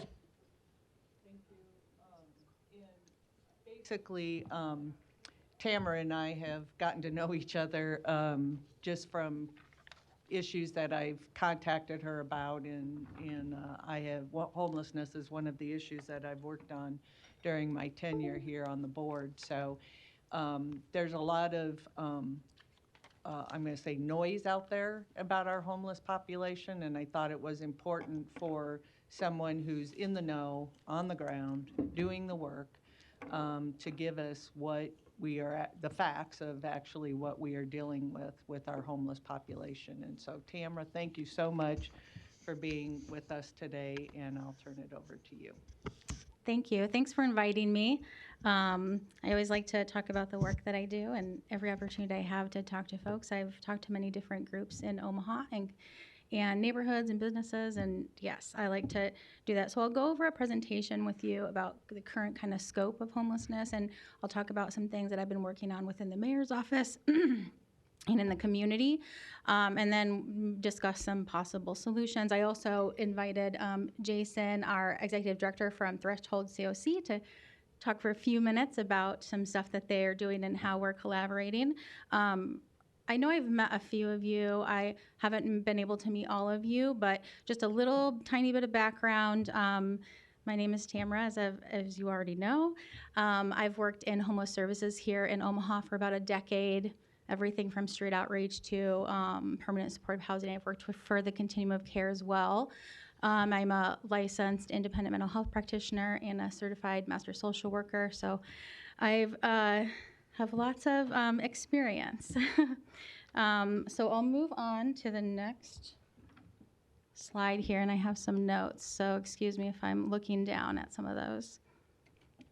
So our point-in-time count, just a brief overview of what a point-in-time count is. Every community is mandated by HUD to complete one of these every year. In the last 10 days of January, the data from the point-in-time count goes to HUD, and then HUD then puts it into a report called the Annual Homelessness Assessment Report that goes to Congress to inform policies and funding. So it's a really important report for our community. The COC Threshold lead this, and so in 2023, that's the last available public data that we have. 2024 should be coming out soon, but 2023 is what we're gonna look at today. In 2023, there were 1,475 folks experiencing homelessness in Omaha, both in shelters, in transitional housing, and also unsheltered. And there's a breakdown. There's unsheltered 205 folks, and that's a 3-county area within our COC. So it looks at our metropolitan area, Sarpy County, Douglas County, and Pottawatomie County. And then 179 in transitional housing, and the remaining were in emergency shelter. We also look at the last permanent zip code. And within the report that they had put together for 2023, it looked at unsheltered folks, so the 205, where their last residence was established. So we saw 36% had previously lived in Omaha, their last permanent address. 48 had a Council Bluffs zip code previously. 4% lived in another part of the Tri-County area, so outside of Council Bluffs or Omaha. And then 12.5% lived outside of that Tri-County area, so it could have been anywhere else in the country, in the state, or wherever. And also in 2023, we saw 92 veterans, 471 people who were experiencing chronic homelessness, so someone with a long length of homelessness and a disabling condition.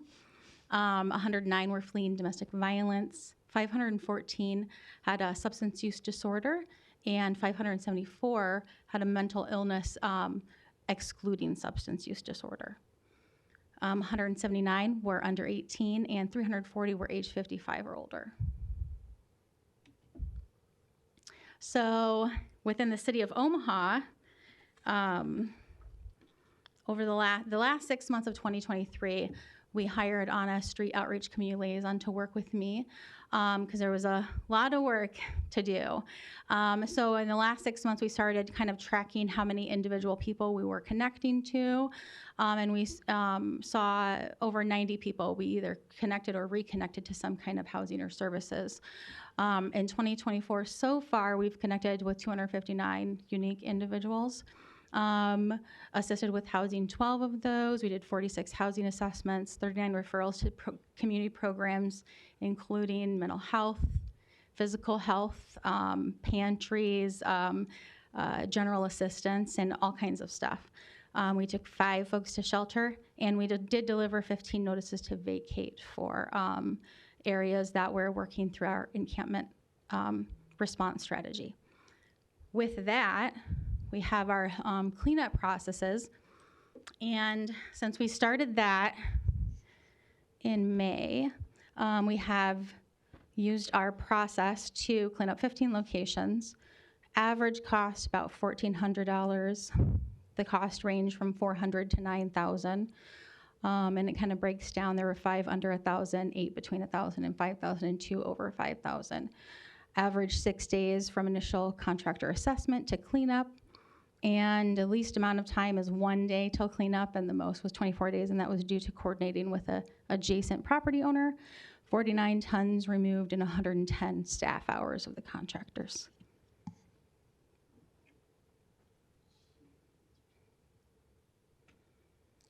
So moving on to our encampment response strategy, I started building this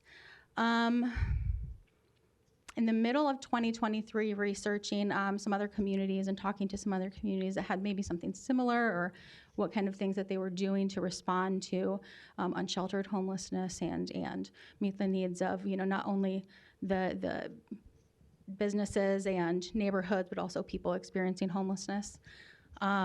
So in spring of 2023, we started taking reports through our reporting process. I've built a form with the Douglas County GIS folks, and it went into a dashboard as well. There's some screenshots through here.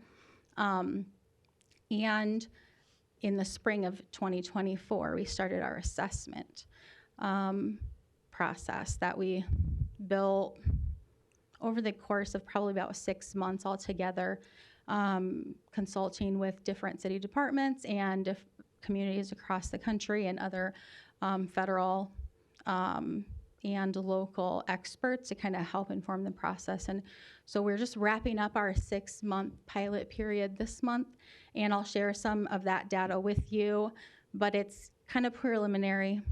We're gonna hope to start kind of fresh January 1st.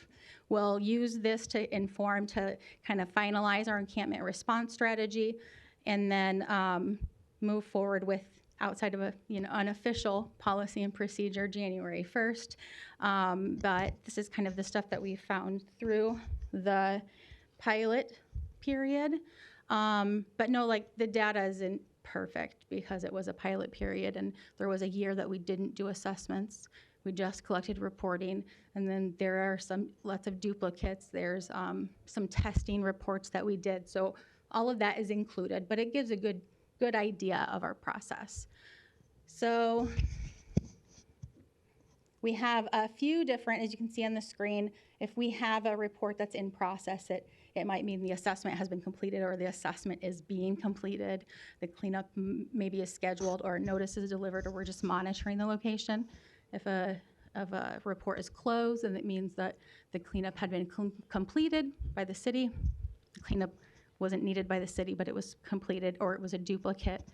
And then the numbers on the other side there, how many reports we've gotten in the last few months. So September we had 15, August we had 30, July we had 26, and June we had 20. And this is what the dashboard for the report looks like. So this isn't a current dashboard. This is a screenshot I had, but this is kind of how the layout is. So it'll have different locations, the status, new reports, how many are in process, how many are closed, and what the report is. What people answer. within the city departments. Let me get to my notes page here.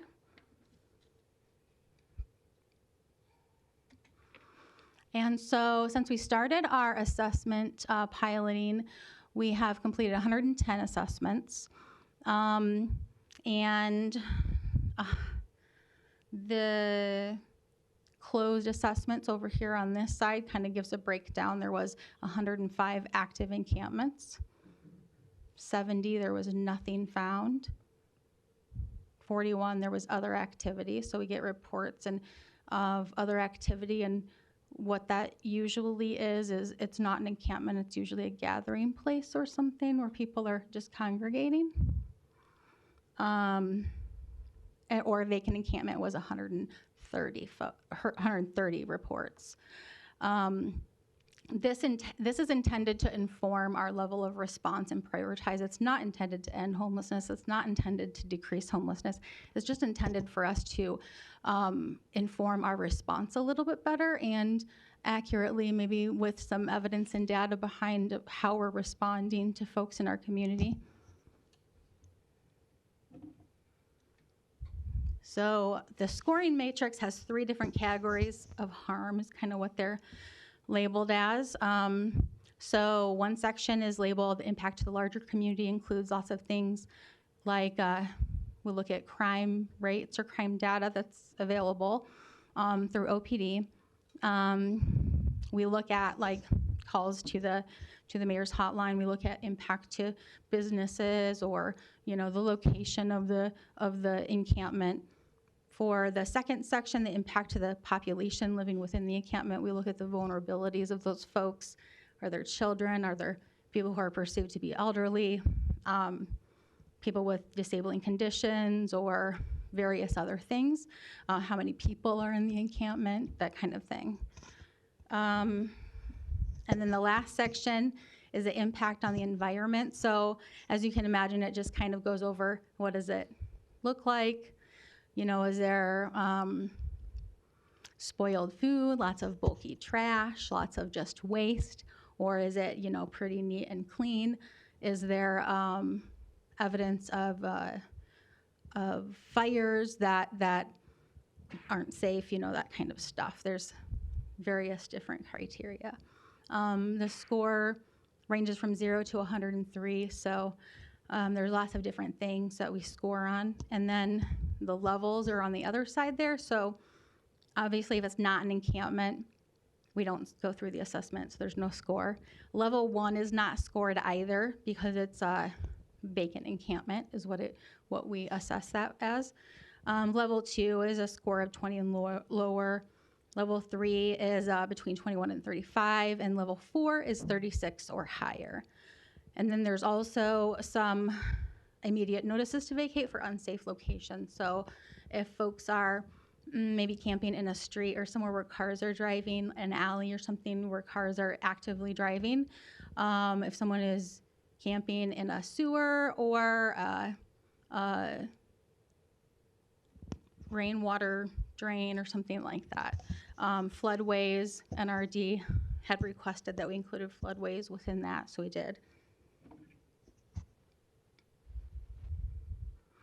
And of the encampments that we had assessed or that we had started since this spring, 125 of those were level 1, so not an encampment, didn't complete a full assessment.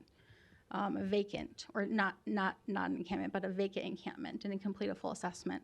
Level 2, there were 78 level 2s, 18 level 3s, and 1 level 4, 64 not an encampment, and 1 unsafe location.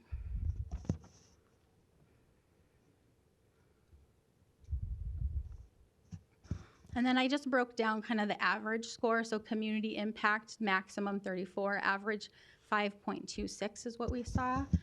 Environmental impact, the maximum was 22 and the average was 6.37. And then the individual impact, 4.91, and the maximum was 47.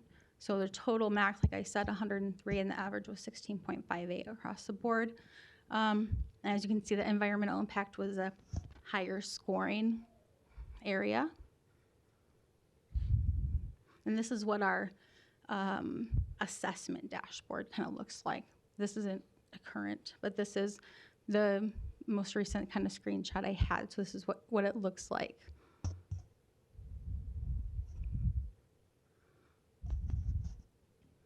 And then this is a last dashboard that we're building, and this will look a little bit differently, but this is the closed reports basically. So we'll have it looking a little differently, and maybe some other things listed, but it'll tell us, of our closed encampments, what did that look like? How many were duplicate? How many did the city clean up? How many did private property owners clean up? That kind of thing.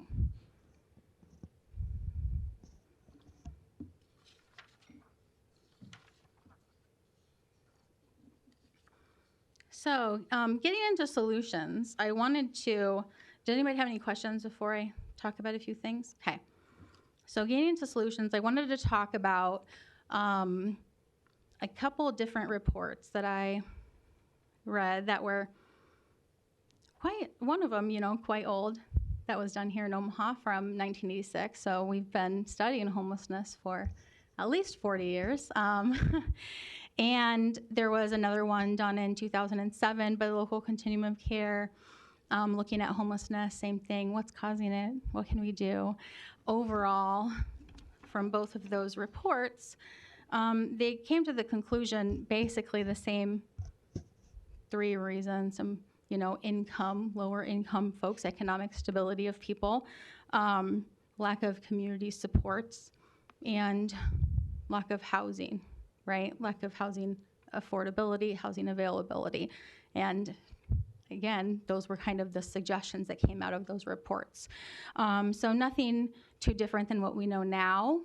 And the report from 1986, specifically I remember, 2007 may have mentioned it, but 1986 did really emphasize the need for long-term solutions and not short-term knee-jerk reactions.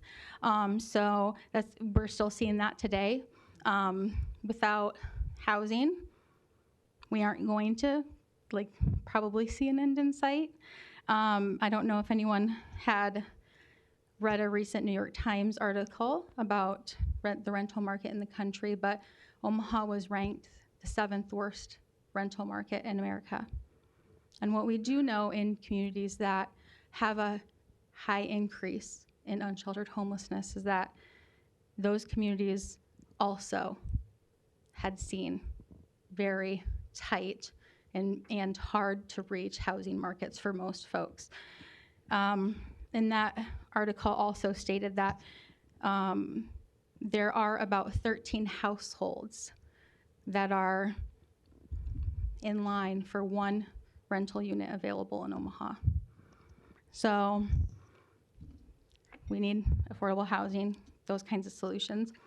There's also other solutions that could be revolved around community support, supportive housing. We know that those things work. We know that people that are in supportive housing and have community supports around them, we know that they visit the emergency room less. We know that they are in jail less often.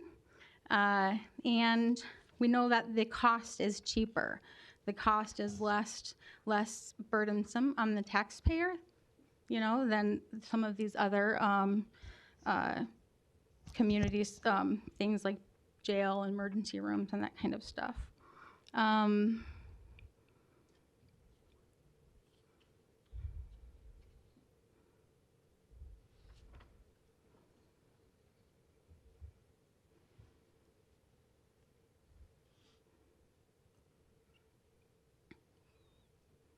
But I can answer questions. I was just looking to make sure I have lots of data if anyone wants anything, but I can wrap it up and answer questions now. I don't want to take too much time. Very briefly, though, did you say that there's also a second speaker to Yes. your presentation? Yeah. Okay. Jason? Can we wrap that Thanks for piece up remind- and then we'll do questions? Yes, perfect. Good morning, Commissioners. Good morning. My name is Jason Feldhaus. I'm the Executive Director at Threshold COC, which is the continuum of care for the homeless for Douglas, Sarpy, and Pottawatomie County. We are formerly known as Match. You may be more familiar with that name. We went through a rebranding in late 2023, early 2024. One of the solutions that Tamara, and if you don't mind, I'll be looking at my phone just for some notes. But one of the solutions Tamara was talking about was we just conducted a 12-month, starting in July of 2023, strategic plan and gaps analysis to really look at our system. Coming out of COVID, what we started to identify is there has been some trends that have changed kind of the face of homelessness that we're seeing in our community. Fixed income, more senior population is higher risk of homelessness due to inflationary costs, rising costs of housing, and those types of costs that are outpacing their saved income. Families are at risk, and our system itself has quite a few shelter beds set up for single individual men and some for women, but we are lacking some of those beds for housing, emergency shelter for families.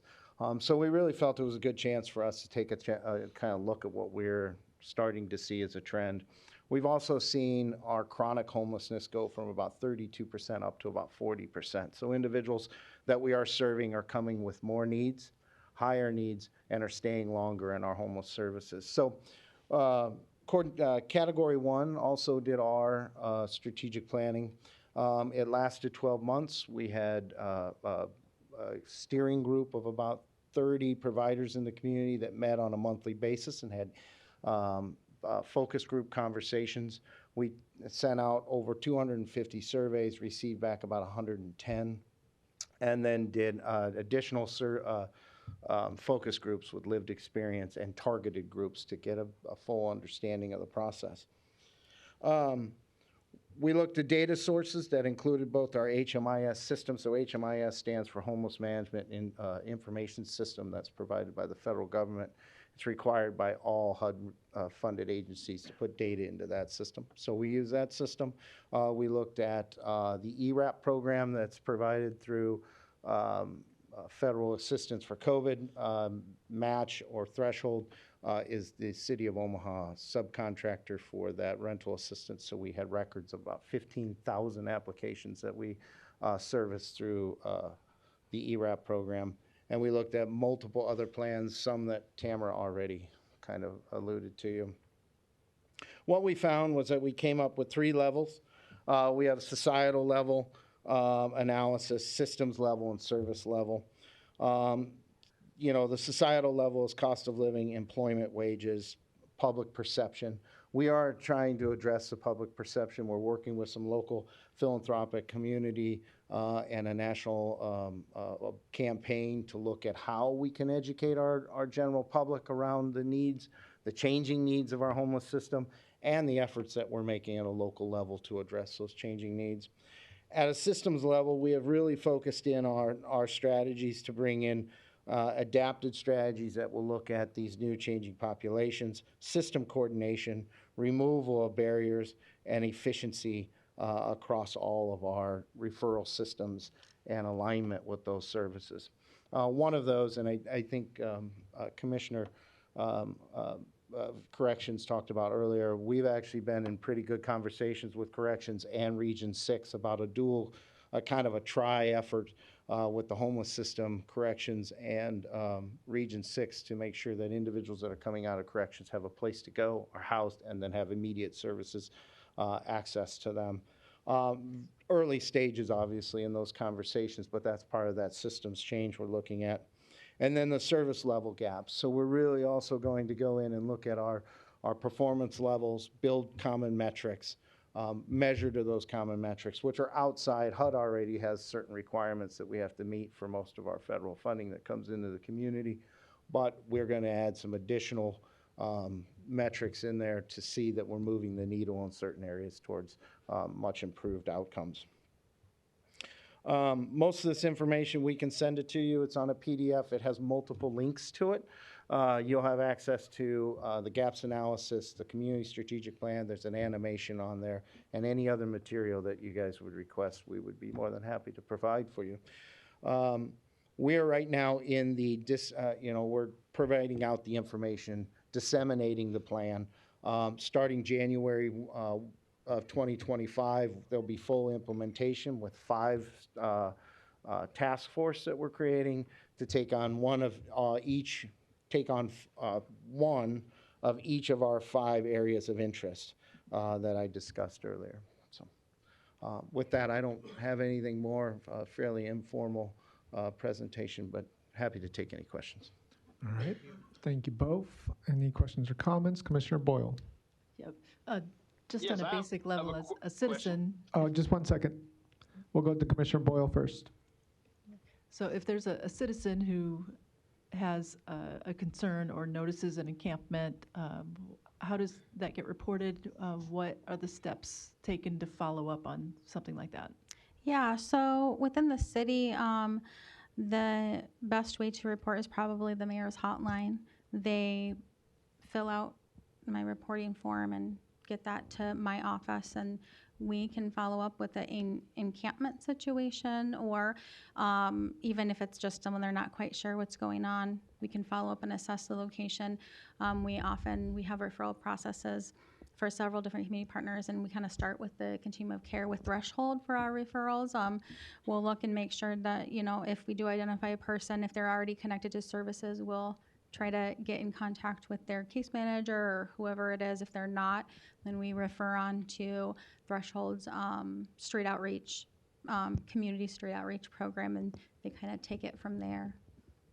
And I'm sure most of us have encountered folks who seem to be chronically homeless, and it's not that they are not offered services, but what is out there, or what can be done for that particular population just to help those folks? Yeah, chronic homelessness is, it's a little bit tougher to get people into housing, that are chronically homeless, and sometimes it's the length of homeless, right? Somebody who is homeless for a year or more within the 3-year time frame, or consecutively, but also the disabling condition. But the disabling condition can be anything, from just a physical disability to a mental disability to a chronic illness, different things. So it kind of depends on what their needs are individually, as to like how we can most appropriately help them, or what kind of resources are available to them. It's really, really individualized on kind of a housing plan for folks. I see. So it's isolating what that individual is, like what's the driving factor for their homelessness, and figuring out what services they need. Yeah, well, just kind of what their needs are in housing. Yeah. Okay. All right. Thank you. Yeah. Thank you. I'll go to Zoom quick just because somebody was eager to speak, but I didn't quite catch them. Who was that on Zoom? Yes, my name is Ronnie James. I represent the Concord Square Homeowners Association, located in 21st and Franklin and the area, nearby Sienna Francis House, in that vicinity. We've made several reports via the mayor's hotline. We call the Omaha Police Department on a consistent basis in regards to the homeless concerns in our area. Those concerns are crime, where they're breaking into cars. We have a park called Logan Fontenelle Park, which is in the center of our subdivision, where we do have encampments from time to time. The neighbors continuously clean them up. And when we do call the police a lot, and when they respond to things, they say that their hands are tied. There's nothing that they could do. Obviously, if they're in the park during park hours, when they're kids from the local schools that are trying to play in the park, and you got an adult that's on the swing set or on the slides, the kids can't even use the slides. What are we to do about that, and how is that being corrected, or what are we doing to correct those particular deals? As far as what can we do to help that? Well, I think it's a complex issue, right? I mean, these are folks that are community members as well, right? And deserve, you know, to be treated like community members just as much as anyone who is in housing or, you know, not. They're still part of the community. They're constituents to, you know, elected officials and everything. But also there's homeowners that are constituents. And it's really trying to find a balance and knowing, like, not everyone's going to be 100% happy, but trying to find a balance to not only just get rid of the face of homelessness, but end homelessness. So, you know, trying to end someone's homelessness, it looks a little bit differently than, you know, just managing homelessness throughout the city. And I do understand that they're homeless and they have the same rights as one of the citizens, but I would need someone to act more like that. Like when I got a 5-year-old kid that wants to go on a slide, but he can't get on the slide because there's a naked guy laying on the slide, or he won't get off the swing because the other guy, you know, a grown adult saying like, sorry, I was here first. How do we deal with that type of situation? I guess is who more do I call in a situation like that? I mean, It if you seems feel, like, yeah. Oh, go ahead. go ahead. I was just Go going ahead, to go say, ahead. I mean, I can't speak to crime. I'm not law enforcement. I don't enforce laws. I can look at crime data and inform our processes with that, but I don't respond to crime. I mean, I think using your gut instinct if there's something dangerous going on to involve law enforcement, but I mean, I don't really have a perfect 100% solution for something like that. Okay. And Yeah. you know, And just sorry. I understand what you guys are saying. But I guess what we're looking for is there's been years and years of study, but there's been more and more encampments and everything like that. We're now to the point where the Omaha Police Department is saying, you know, there's nothing they can do about it. They just kind of like leave them there. I mean, it's going on to the neighbors ourselves that we're in the point of having to clean it up. And we realize, like I said, if we let them stay in the park per se, who is responsible for really cleaning that up if they're not cleaning up after themselves? I mean, those are the things that we're trying to figure out to get answers to. If we're going to live together and try to work it out where we're all both getting along in the same society, we got to have a way or a system to where we can make that actually happen. Like as a homeowner, I'm responsible for cleaning up my own yard, mowing my own lawn, and keeping my sidewalk clear. But the homeless, when they come to our particular park, they'll trash it and leave it there just like it's, you know, like it's nothing, you know, and then walk away, and then we'll call the city, and the city was like, okay, well, at the one time, well, we already cleaned that up. There's nothing we can do about it. Or what are we? I just gonna try to figure out what are you working on to try to resolve that particular problem. You know, who is going to be responsible for letting us live together, you know, in a society where everybody could get along. And I do actually have to wrap up this segment of the speaker's turn, but do you want to give information for follow-up dialogue? Yeah, I just want to say, Ronnie, I don't know if we can get you my contact information, but reach out to me directly and we can have a conversation. I'm more than happy to talk about the specific location and situation for you. And that's kind of what we're trying to craft a little bit better and a little more meaningfully with our encampment response strategy, so that we have all of our city departments and community partners working together collaboratively, and so that there aren't, you know, so many holes or unknown answers for you. So that's kind of what we're hoping to come out of this process, that unified approach. Your contact information, Tamara?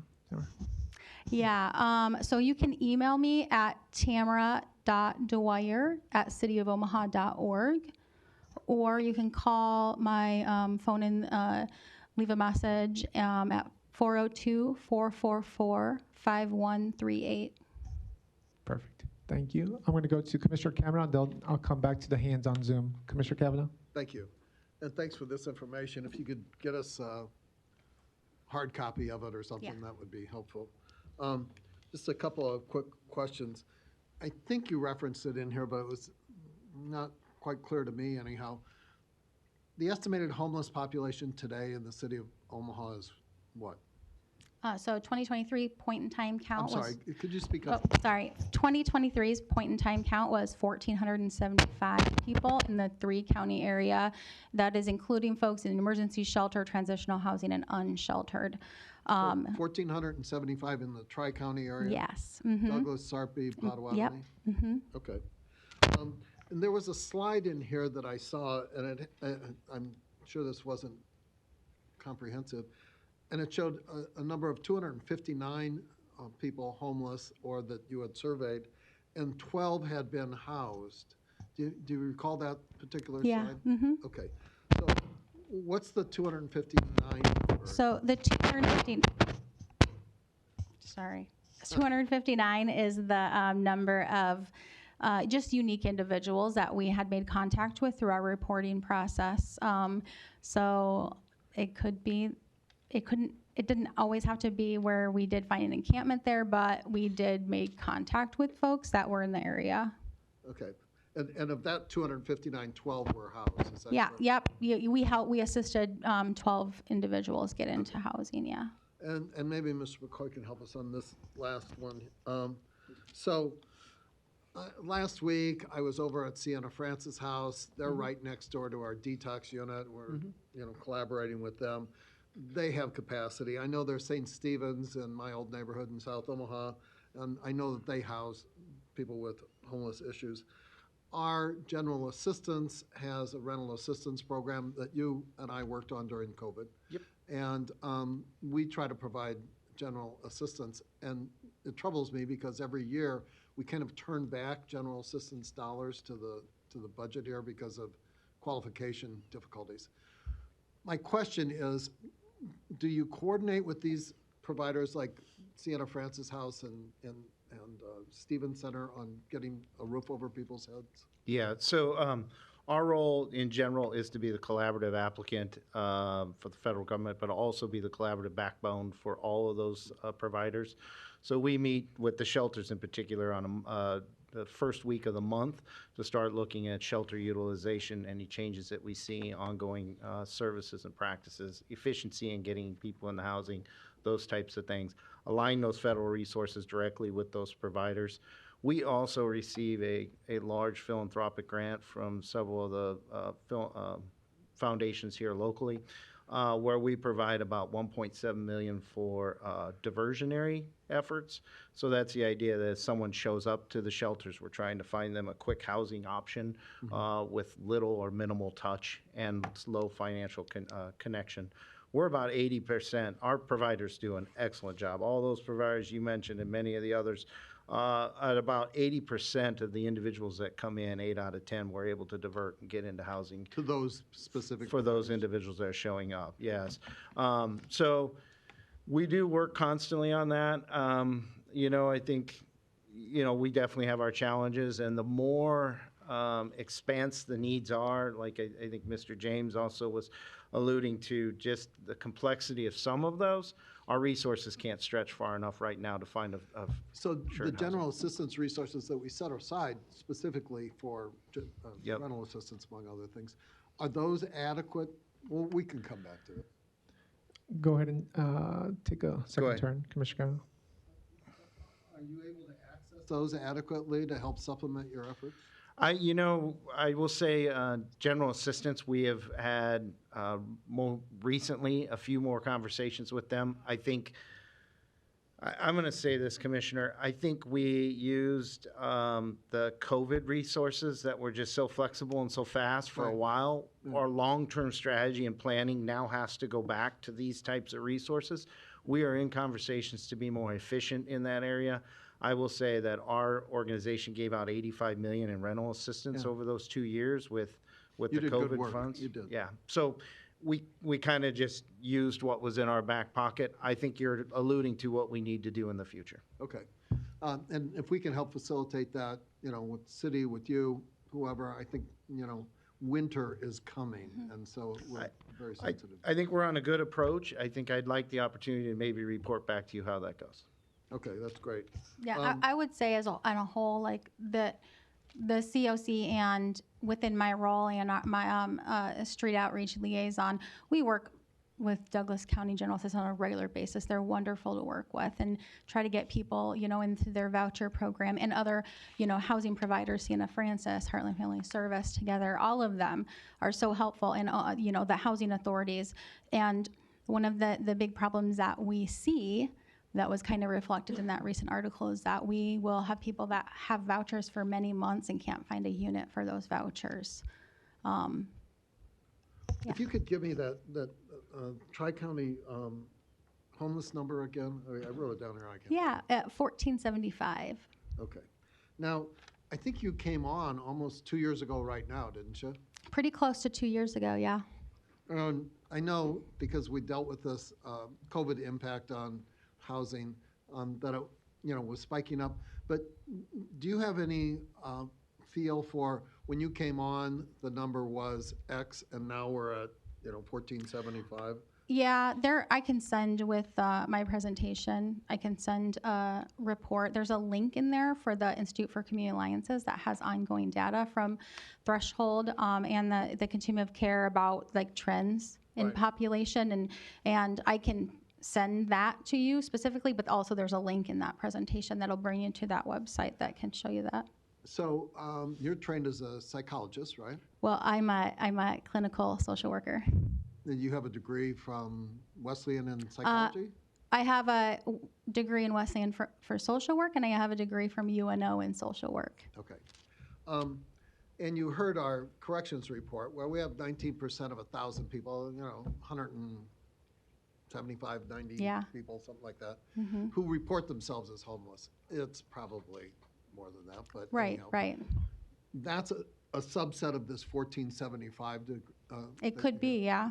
Okay, so these are people who come in contact with our criminal justice system. We know, just being residents of this community, that there's a homeless encampment at Saddle Creek and Cumming Street, almost permanently. We know that there are homeless encampments under the bridges out on the bike trail, like at 78th and Cass, and they're almost permanently, because we get emails from folks, joggers, residents, whatever, neighborhoods, all the time. And we know that these have been reported to public safety, whether it's Douglas County Public Safety, or City of Omaha, whoever.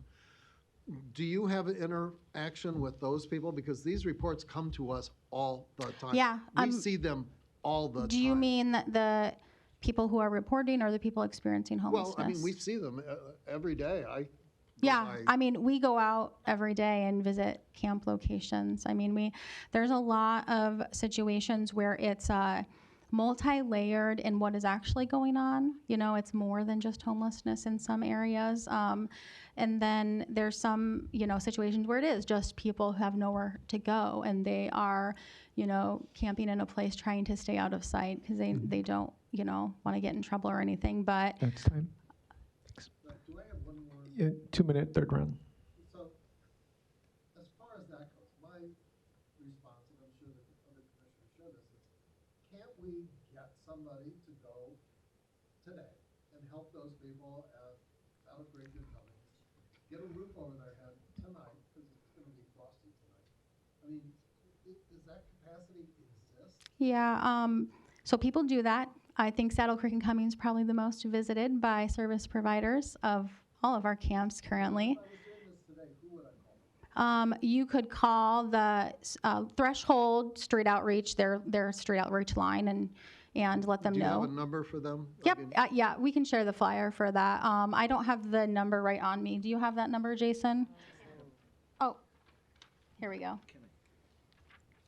So the message number for their street outreach team is 402-957-1747. I do want to make it clear, though, when we have street outreach and service providers responding to homelessness, these are not emergency responders. If there's an emergency happening, we call emergency professionals. So, we don't want to get these people arrested. We want to get them housed. Right, exactly. And, we know that arresting people, let's see, in Denver alone, one of their reports estimated that their city spent about $3 million annually just arresting and incarcerating people experiencing homelessness, you know. And we know from different reports, specifically from the Economic Roundtable, said that local governments can save about $20,000 per person per year by funding supportive housing. And those cost reductions come from, you know, emergency services, criminal justice, and healthcare, and that kind of stuff. 10 seconds. Yes, thank you. Good. You want to? All right. That's actually. Commissioners, is it okay if I address that? That's his Yeah, third yeah, round. go ahead. I mean, we've Okay. got limited time, but go ahead real quick. No, actually, that's Are your we done? that's your third Okay. round. Yeah. We're out of Sorry. time. Other questions or comments from commissioners or public? I do see two hands on Zoom. Yep, that's right. Let me get Stacy on Zoom, and then we'll go back to the chamber. Stacy, are you there? Hi, I'm here. Can you hear me? Yep. Hi. So my name is Stacy Knable. I've lived in Omaha since 2008. I've been running on the Keystone Trail since that time, and I run between Blondo Street and Center Street. Unfortunately, over the past 4 to 5 years, I've experienced numerous safety concerns along the trail, and specifically since 2019, I've had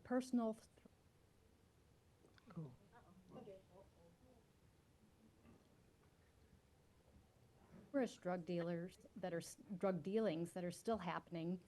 One day I witnessed a woman laying near Dodge Street overpass behind McDonald's with her pants down to her ankles. There was a fire burning on the trail near Cass and 78th by the Genesis Health Club. And in June of this year, there was a man that had taken off his belt, was waving it in the air, aggressively yelling, and then started running towards me, yelling while I was running.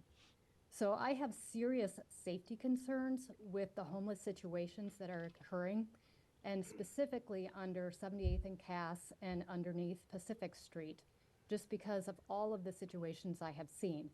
I have called the mayor's hotline, I've submitted reports, and as I think one of the mayors or one of the commissioners spoke earlier, those situations are still occurring. They don't seem to be resolved. So my question is, when these reports are made, how soon is it going to be until these situations are cleared, specifically under 78th and Cass and under Pacific Street? Because I've called, I've reported, and my personal safety is at risk, and that's very concerning. I would say I'm also boots on the ground because I see this 5 times a week at least. I'm on the Keystone Trail 5 to 6 days a week, usually between 5:30 a.m. and 8 a.m. So it's still a little bit dark, and I've definitely encountered many serious situations that I'd like to understand how these are going to be addressed in the future. Hi, again, just want to reiterate, I'm not a law enforcement officer. When I don't respond to crimes and all of that, homelessness in itself is not a crime, and that's kind of what we aim to address. For situations like the response, it kind of depends on the level that they're scored at now with our encampment response process. I do know 78th and Cass. I think I visited that location the entirety of my decade working in homeless services. That's been an area that has always had folks kind of around since I've worked here in Omaha in homeless services. I'm sorry for the experiences that you have had. I mean, I don't know how to really answer the question around the crimes being committed, like I said, because that would be better addressed with OPD. But in general, for the response, it would depend on the level of response and also how quickly we can get people into housing or into shelter. You know, we have limited shelter beds.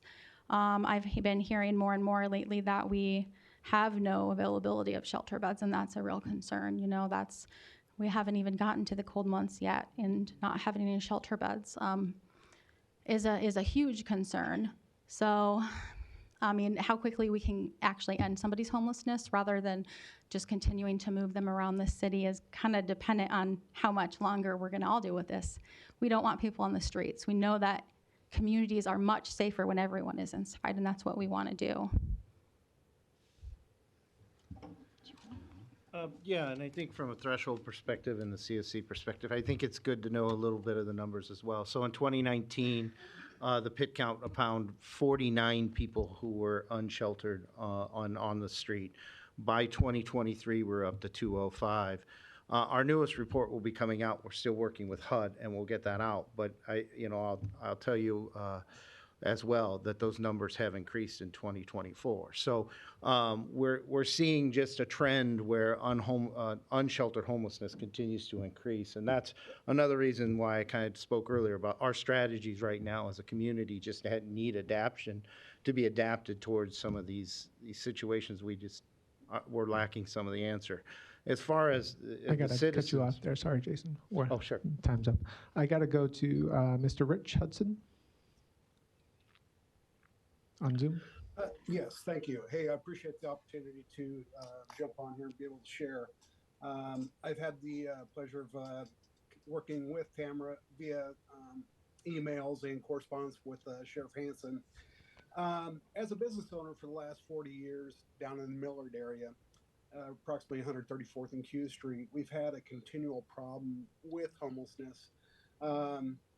Recently, we've had the thing I want to address is we've had the homeless encampment cleared out recently, and they did a wonderful job of getting down there, getting that all cleared out.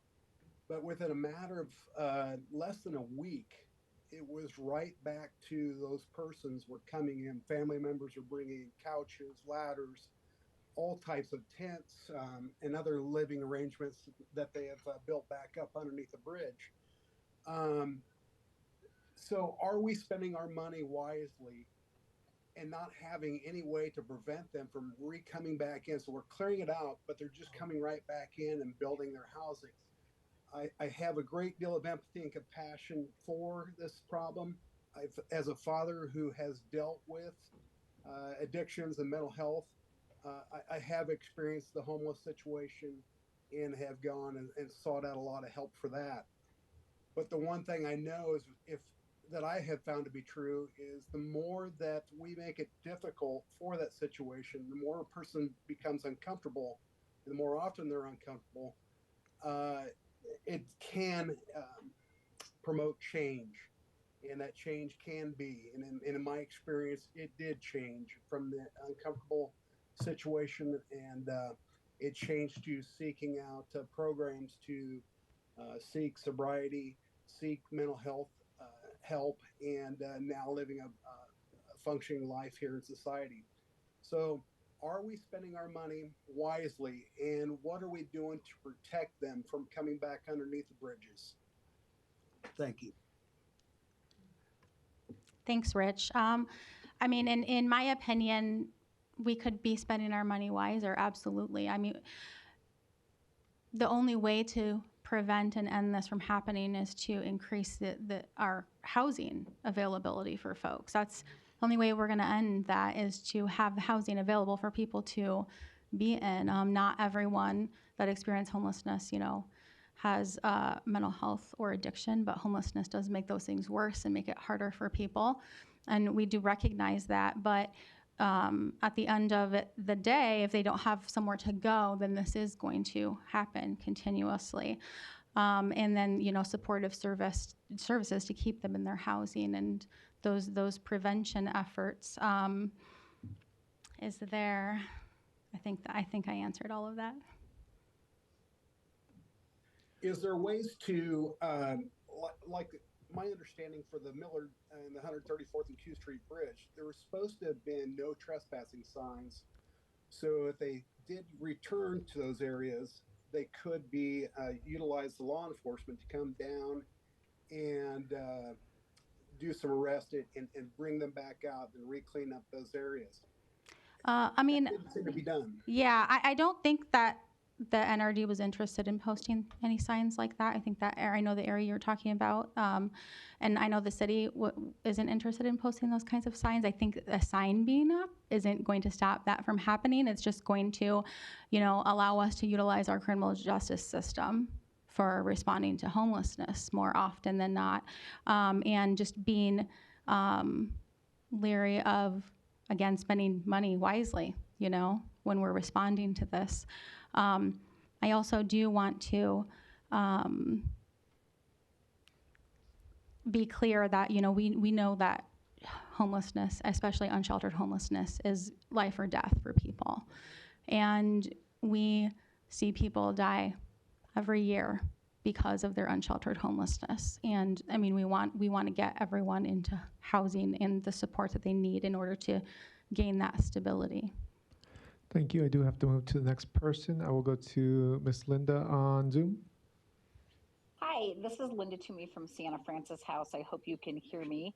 I am just responding to comments about shelter availability because I want people to know that there is shelter availability in the community. Last night we had 80 empty beds in our men's shelter and several empty beds in our women's shelter.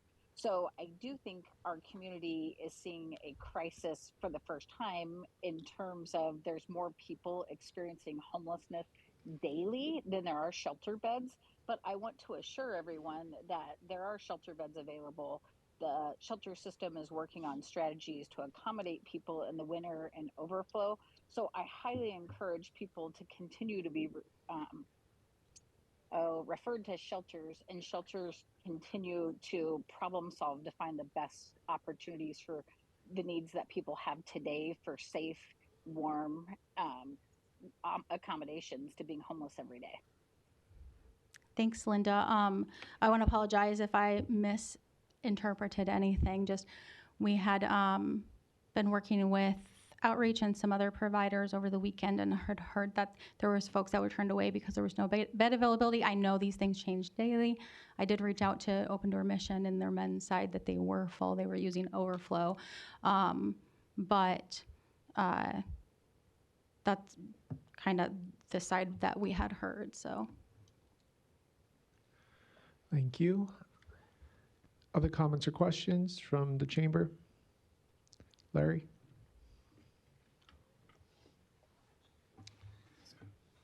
Larry Store, 5015 Lafayette Avenue, Omaha, 68132.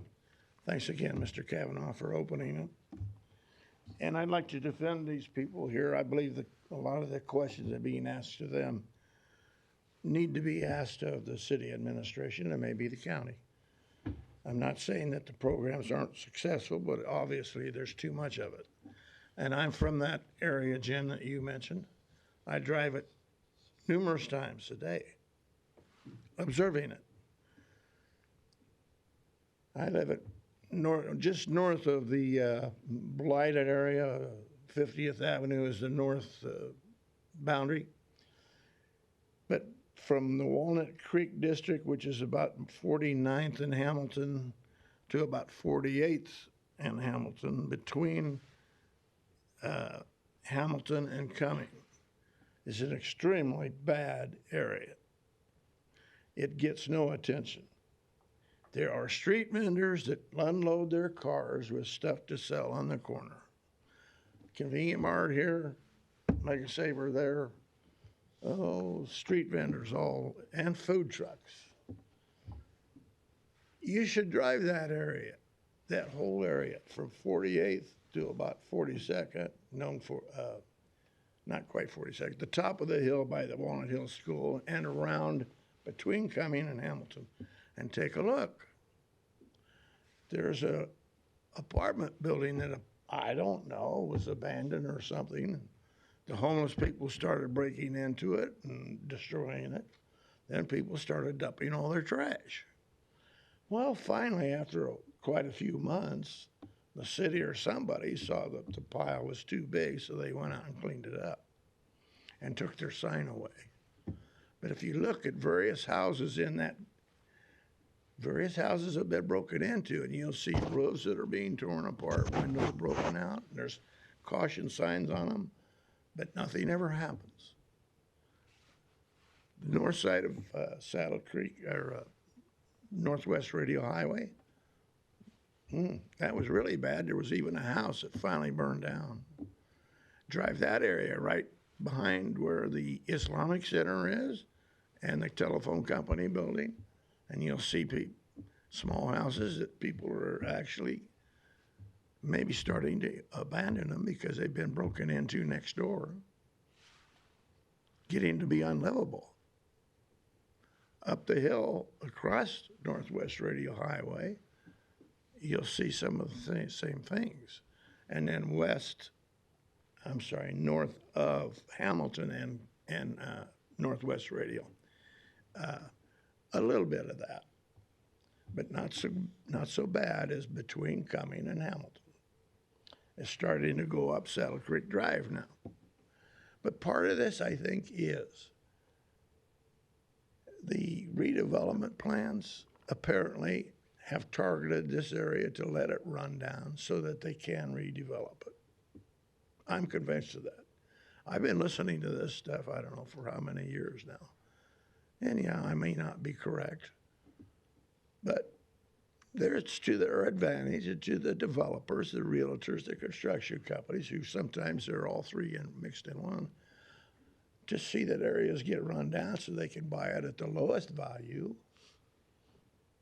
etc. I won't go into all that, but I would like to propose something that put a little humor into this. There are some solutions. I was born in '43, and I remember many stories and movies about the Depression years. My father was a railroader. They lived in a boxcar on the rail tracks. He had a job that he had to move along with the gang. I see you're shutting me off early, but not other people. It's not early. Oh, anyway. It's been 4 minutes. And a lot of people did. I also remember, because I bought a new camera, and I shot sequential pictures of you guys blowing up downtown Omaha. What a wonderful place that would have been now. Thank you, Larry. We had the rail tracks, we had the buildings. Oh, now we got these big buses. Thank you, Larry. Wait a minute, Jim? Larry, that's time. That's time, Larry. I'm not cutting you off. That's actually been more than 4 minutes. Thank you, Larry.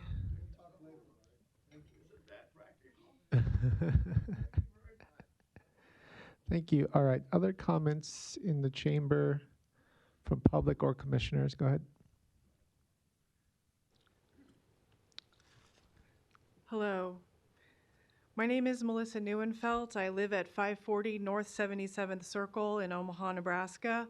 I'm a registered nurse. I am here today to provide testimony to support the case of a human-centered, compassionate, evidence-based approach to the problem of homelessness in our community. I have been providing nursing care for our unsheltered neighbors as a member of the Threshold Street Outreach Team since 2017. I am currently serving as Chief Operating Officer of Heal Omaha. Founded in 2022, Heal Omaha is a 501c3 nonprofit staffed and administered entirely by volunteer nurses, advanced practitioners, and physicians. We bring primary health care to our unsheltered neighbors. We make rounds at least weekly on the street, going to the alleyways, under the bridges, and to the encampments where our patients reside. We provide medical evaluations, nursing case management, medications, medical supplies, and health evaluations to those we serve. Street medicine is a unique method of healthcare delivery. Whereas hospital and medical clinic culture has for years been striving to become patient-centered, street medicine is patient-led. We meet patients literally where they are and partner with our patients to achieve their goals. It never stops being remarkable to me to witness the transformation over just a matter of few weeks with a new patient. People who've been abandoned and marginalized, who've been felt worthless and hopeless, engage with people who have genuine, radical, non-transactional concern for their well-being. More than once, we've served patients who had given up on the possibility of housing, and over time, they start working on their goals again. They reach out to estranged loved ones. Some have even gone to substance use treatment. Some of our patients will not survive their experience of homelessness, but losing patients is not a failure if they died feeling as though they mattered to someone and someone cared. We can, at the very least, provide that. I have come to understand over these years that the most transformative intervention for our patients to impact the disparity in mental and physical health associated with homelessness is housing. Lack of safe, affordable, permanent housing is a malignancy which robs people of years of their life. Lack of safe, stable, permanent housing People who experience chronic homelessness have a life expectancy of decades fewer than their stably housed neighbors. Housing is healthcare. For this reason, Heal Omaha works in close partnership with the Threshold Outreach Team and the individual street outreach workers who shine a light on the path to housing. One of our patients who has taken that path is now requesting to become a volunteer. Heal Omaha consists of volunteers from all of the largest healthcare organizations in town. We are building bridges between the historic silos of healthcare and homeless service. Solving the injustice of homelessness as a community requires continued cross-sectional collaboration with government, the justice system, religious institutions, emergency medical services, public housing, the voices of those with lived and direct experience, and ultimately the entire community. Barriers to expanding this collaborative effort include myths, stereotypes, fears, scapegoating, and blame placing. It's an exciting time to be a part of the homeless service system in this community. We have a human-centered, evidence-based, hope-fueled, cross-sector, collaborative community plan, building the necessary bridges and tackling the barriers to success. We have everything we need in our community right now to achieve the goal of making homelessness a rare, brief, and non-recurring situation. Homelessness is a solvable problem in our community. It's really just a matter of time before all of the right pieces in place. I urge you as leaders in our community to support this work towards housing justice. Thank you for your attention to this issue. Thank you, appreciate that. We'll go to Commissioner Kavanaugh for a third 2-minute round. Thank you, and thanks for this. I couldn't agree more. I propose long-term residential mental health care for Douglas County residents for years now. We have the opportunity now with ARPA funds from the federal government and our campus on 42nd Street to provide long-term residential care for people with probably permanent mental health problems not provided anywhere in our community. I am 100% with you in terms of if these people don't have a place to live, it will affect their lives or their ability to live. So look at the record. What we are engaged in here is a discussion on whether or not we will provide long-term residential mental health services to mentally ill people who are not probably going to get better in Douglas County. Exactly what you're talking about. That's on the table now. We should do that now. We have the money to do it now. We have the facility to do it now. And it's not provided anywhere in the community for people with permanent disabilities. Mr. McCoy, we were interrupted. I don't know if you wanted to add anything finally to this discussion, but we got about a minute. Mr. Feldhaus? Well, I don't remember where exactly I was, but I think one thing, first off to the citizens, please reach out. We understand this is a tough situation for all those that are experiencing homelessness, obviously the citizens and the providers. One thing I will say is we're touching on that trend. We also are, we've seen that increase of unsheltered homelessness go up. We're also on the backside of some of those funding supports that we had at one point in time for street outreach are now starting to sunset from the federal government. So from a strategic point of view, we're starting to head into a really complicated place, and I think it's good that leadership knows that and the community understands that we are going to lose probably some individuals on the street. Our reaction time will be a little slower, and in addition, we're seeing an increase at the same time. Thanks for what you do. Thank you. Thank you. Anybody else in the chamber? Tim Owens, Douglas County Sheriff's Office. I'm the lieutenant of the Community Action Team. We respond to homeless complaints for the Douglas County Sheriff's Office. Just some of the concerns that I heard today that I just kind of want to reiterate, that if somebody sees something unsafe in their community, call 911, just because if it's a homelessness or any other person in our community. Call your local law enforcement professional. I work with Tamara on the City of Omaha's committee. I contact her regularly. So if there is a complaint, we'll go out and investigate it. If there's any crimes that are being committed. If not, we'll refer it to Tamara.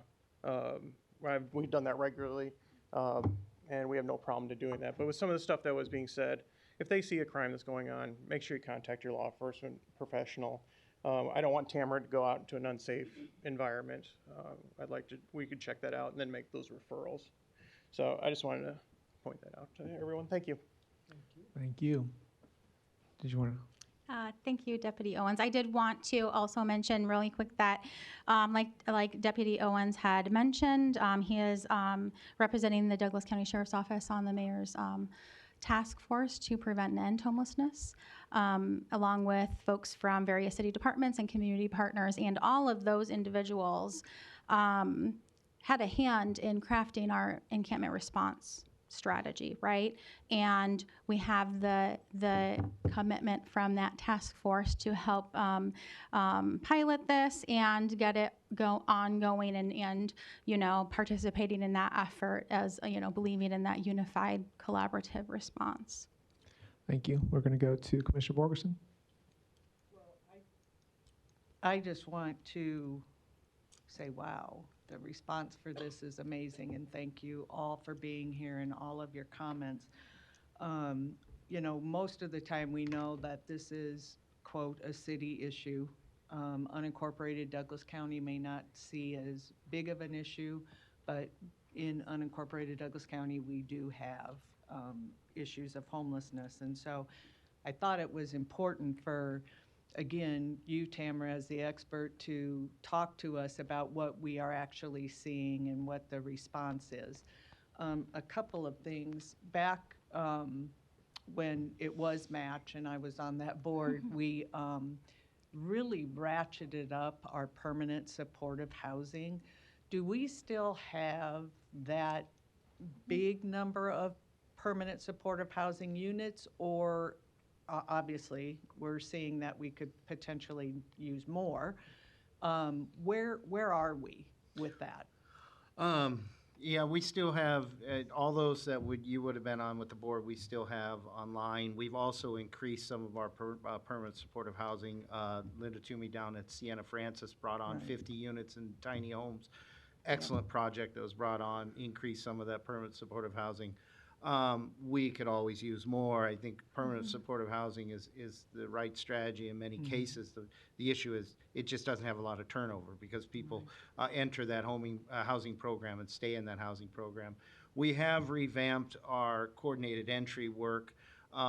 We used to have a process where you entered rapid rehousing, which is a shorter program. For a lack of time, I'll stay out of some of the details. But you would enter that twice before you would get a referral to permanent supportive. We've now redone our priorities where we're trying to find the right housing strategy for the individual that's looking for housing. So we've moved rapid rehousing much more to the front for families, individuals that can use a much lighter touch, get them out of a homeless situation or the shelters and get them into housing, and then on to permanent housing. As well as permanent supportive, now we're really trying to focus in on trimorbidities, much more long-term health issues, senior help, those types of things. So overall, we have increased our permanent supportive housing. We continue to ask for those grant opportunities. We have our federal grant going in right now. It actually is due to the federal government on the 27th of this month. We have bonus dollars of about $780,000 that were available to the community, and I have programs that have applied for all those bonus dollars.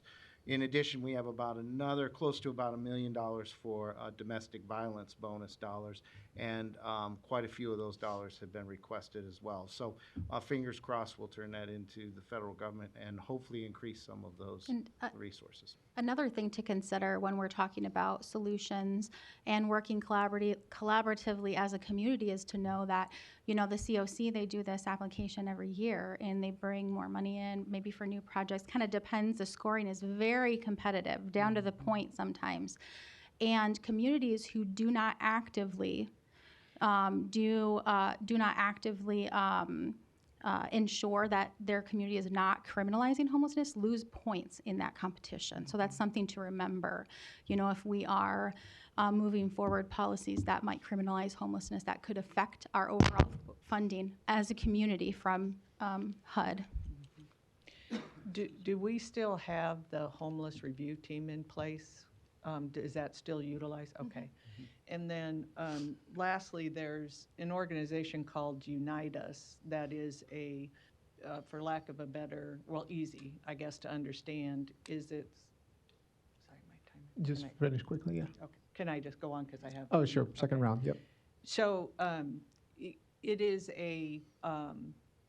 electronic record for social services.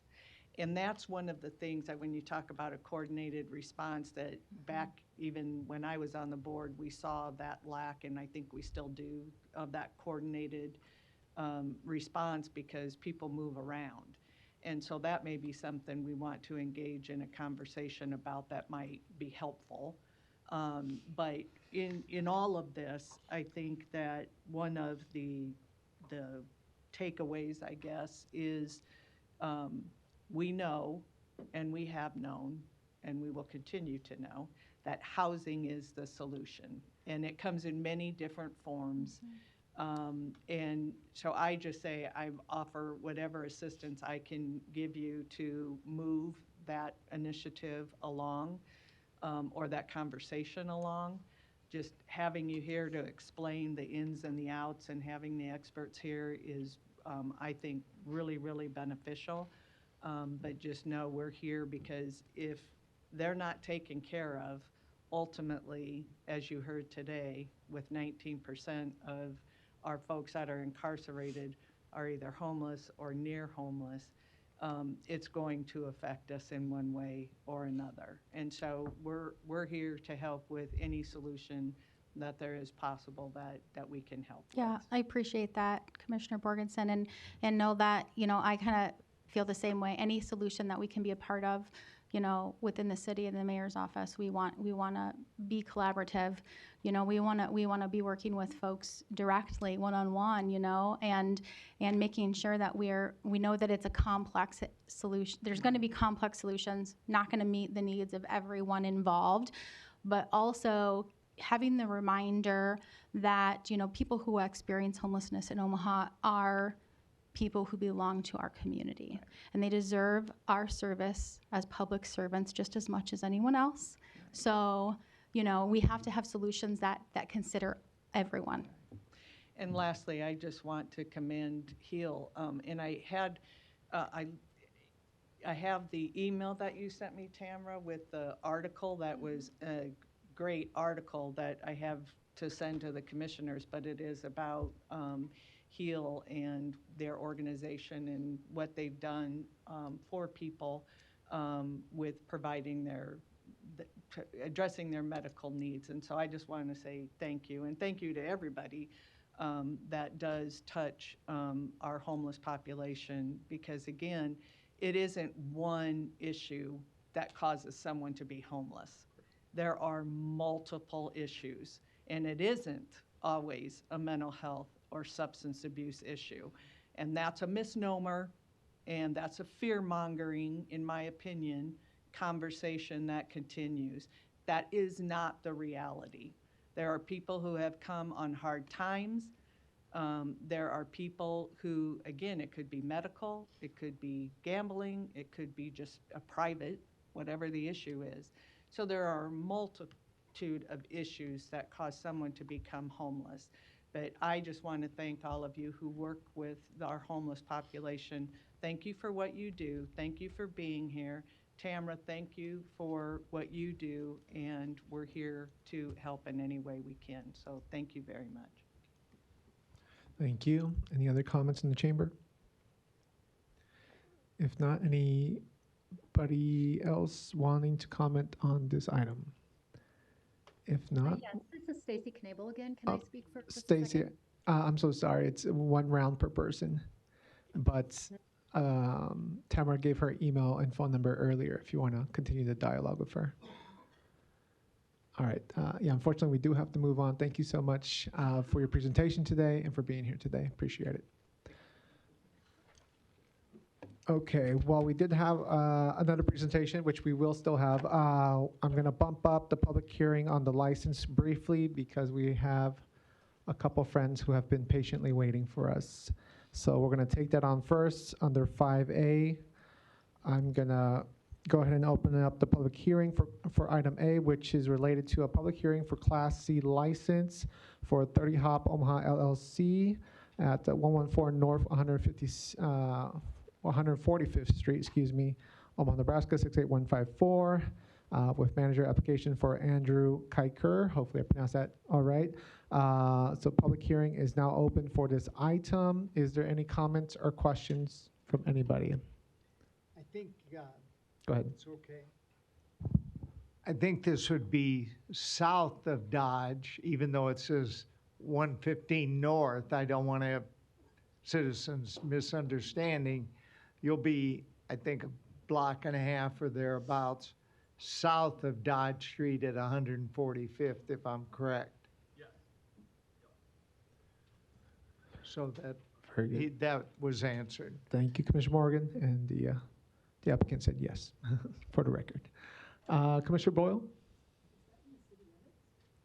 Is that city limits? Yes. Dan Esch, Douglas County Clerk, so. Boys Town. Yeah, but it's still, it's technically not, I mean, yeah, it's surrounded by the city of Omaha, but it's actually, Douglas County is the one that has to approve it, so, yeah. Thank you. Any other questions or comments on this item? If not, I will close the public hearing. What is the will of the board? I move for approval. Motion by Morgan to approve, second by Rogers. Please vote.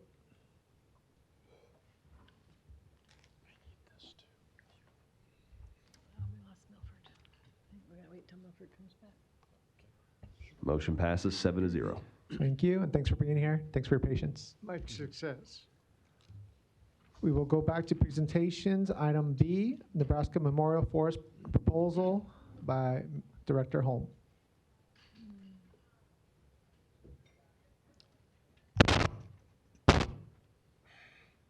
Mess with that one.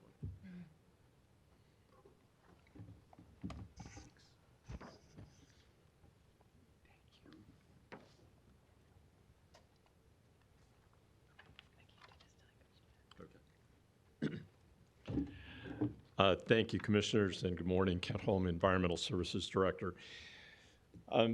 Nebraska Memorial Forest proposal was founded to my desk kind of through Sheriff Hansen, who had forwarded it to me, a letter from Jim Meyer, who is the kind of the founder of the effort, which is a statewide effort, and I have some handouts coming around for you. I had a few technical issues, so I went back to standard paper. So that's what you have in front of you. The packet in front of you has just a couple of kind of FAQs for you. The Memorial Forest is really an effort to recognize veterans who have lost their lives in service of our country. And this particular forest is designed to be at multiple locations across the state. If you look in your packet, I believe it's on page maybe 4 or 5, there's a list of, or excuse me, the third page, listing of different places that trees have been planted already, and I know that they're continuing their efforts. The gist of the program is that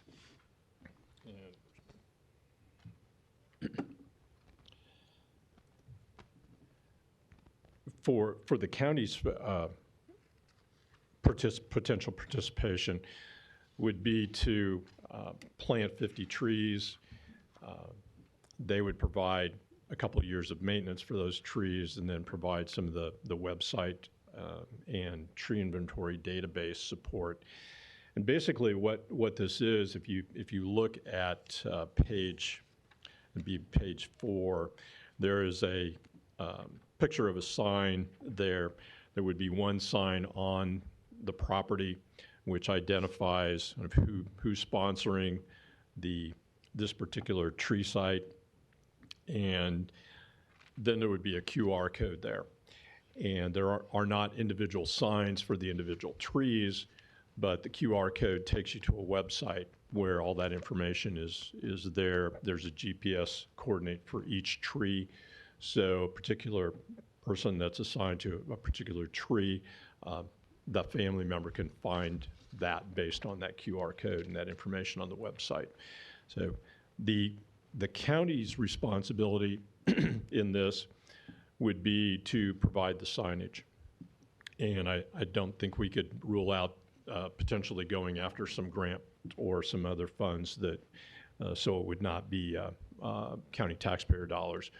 So that's something that we could look at. We would establish the GPS coordinates, and then we would have ongoing maintenance after year 2. So I did want to show you a map, and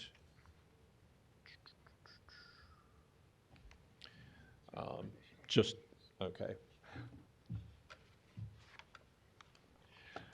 So looking at the West Campus, a proposed area for the tree planting would be the red or brown shaded area, which would be just to the north of the existing law enforcement center. This would be a particular specific area that could be identified by signage right there, and has a nearby parking lot and so on. So those are some of the things that they are looking for in the site. So at this point, happy to entertain any questions, and basically just looking for the board's support of the project. If they feel that this is something that we want to participate in, and if so, I would bring back a resolution at your next board meeting with some specifics. And there are still some specifics that I would want to work out with Mr. Meyer in the program. Thank you. We'll go to Commissioner Borgeson. Thank you. You mentioned that we would be responsible for paying for the signage. Just, yes, for the one sign that would. I was just going to ask you what the cost was. Yeah. That would be in only how many spots?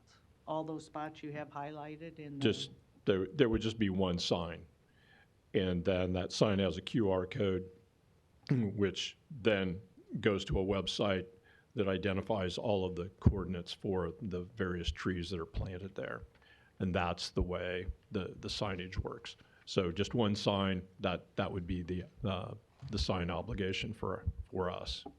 But if it's in, say it's in Cunningham Lake, I think I read that. Oh, yes, those signs are the responsibility of whoever owns that property. That's not our responsibility. Oh, okay. That wouldn't Yes, be I'm sorry. All of Douglas County sites wouldn't be our responsibility? No, only just this one where site. Okay, all right, Yes, thank you. just the one site, yeah. Okay, appreciate it. Commissioner Boyle? So just looking at the map of the site you're proposing, would that preclude development or expansion of Douglas County on that site? I mean, If they wanted to expand the building, for example. right, or for other services, just like at 42nd Street, we just, decided to build a building there. I mean, down the road, what if, would we be able to? If that's a concern of the board, then we would want to look at a different site that's perhaps further away from a building. Yeah, or build, I don't know if it's possible to build it on an area where it's not buildable, like okay, floodplain or something like that. Okay. Just a thought. Thank you. Any other comments or questions? Just on my end, quick 10 seconds. Given the tight budget, if you can't find any grant money for the signage, that definitely would be great. I know it's not a lot, but it's pretty tight this year. Appreciate it. Anybody else on this? Otherwise, today it's just a presentation, but there's some interest with comments. Commissioner Rogers.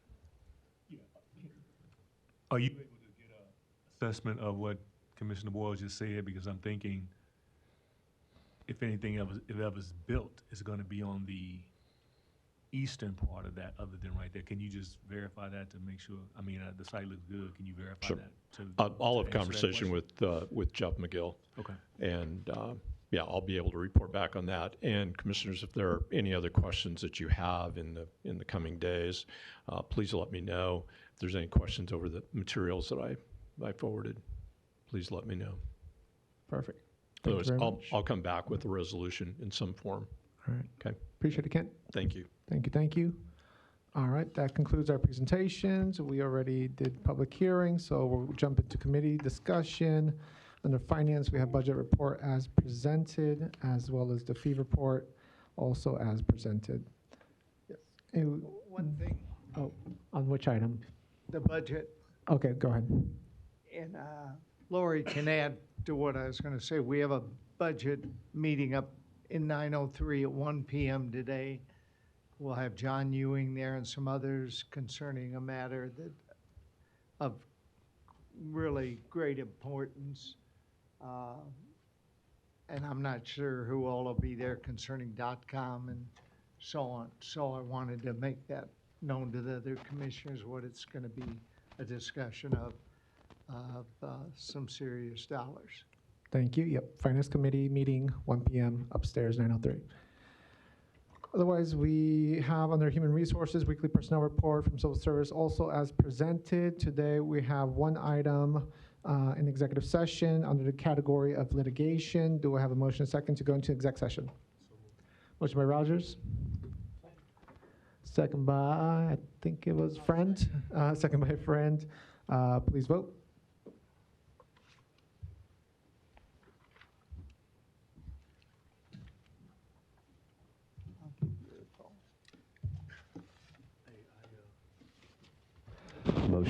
Motion passes 7-0. Thank you. The board will now go into executive session for the purpose of litigation.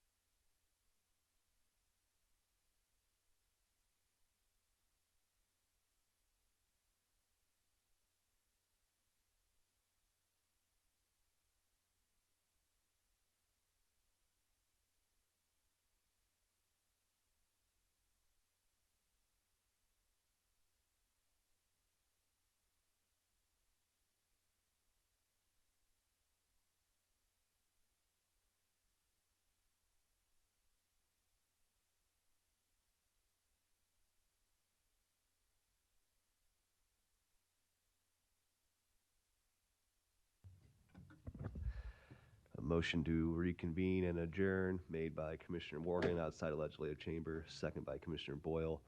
The motion passed 6-0. Commissioner Kavanaugh was absent. The meeting adjourned at 12:12 p.m.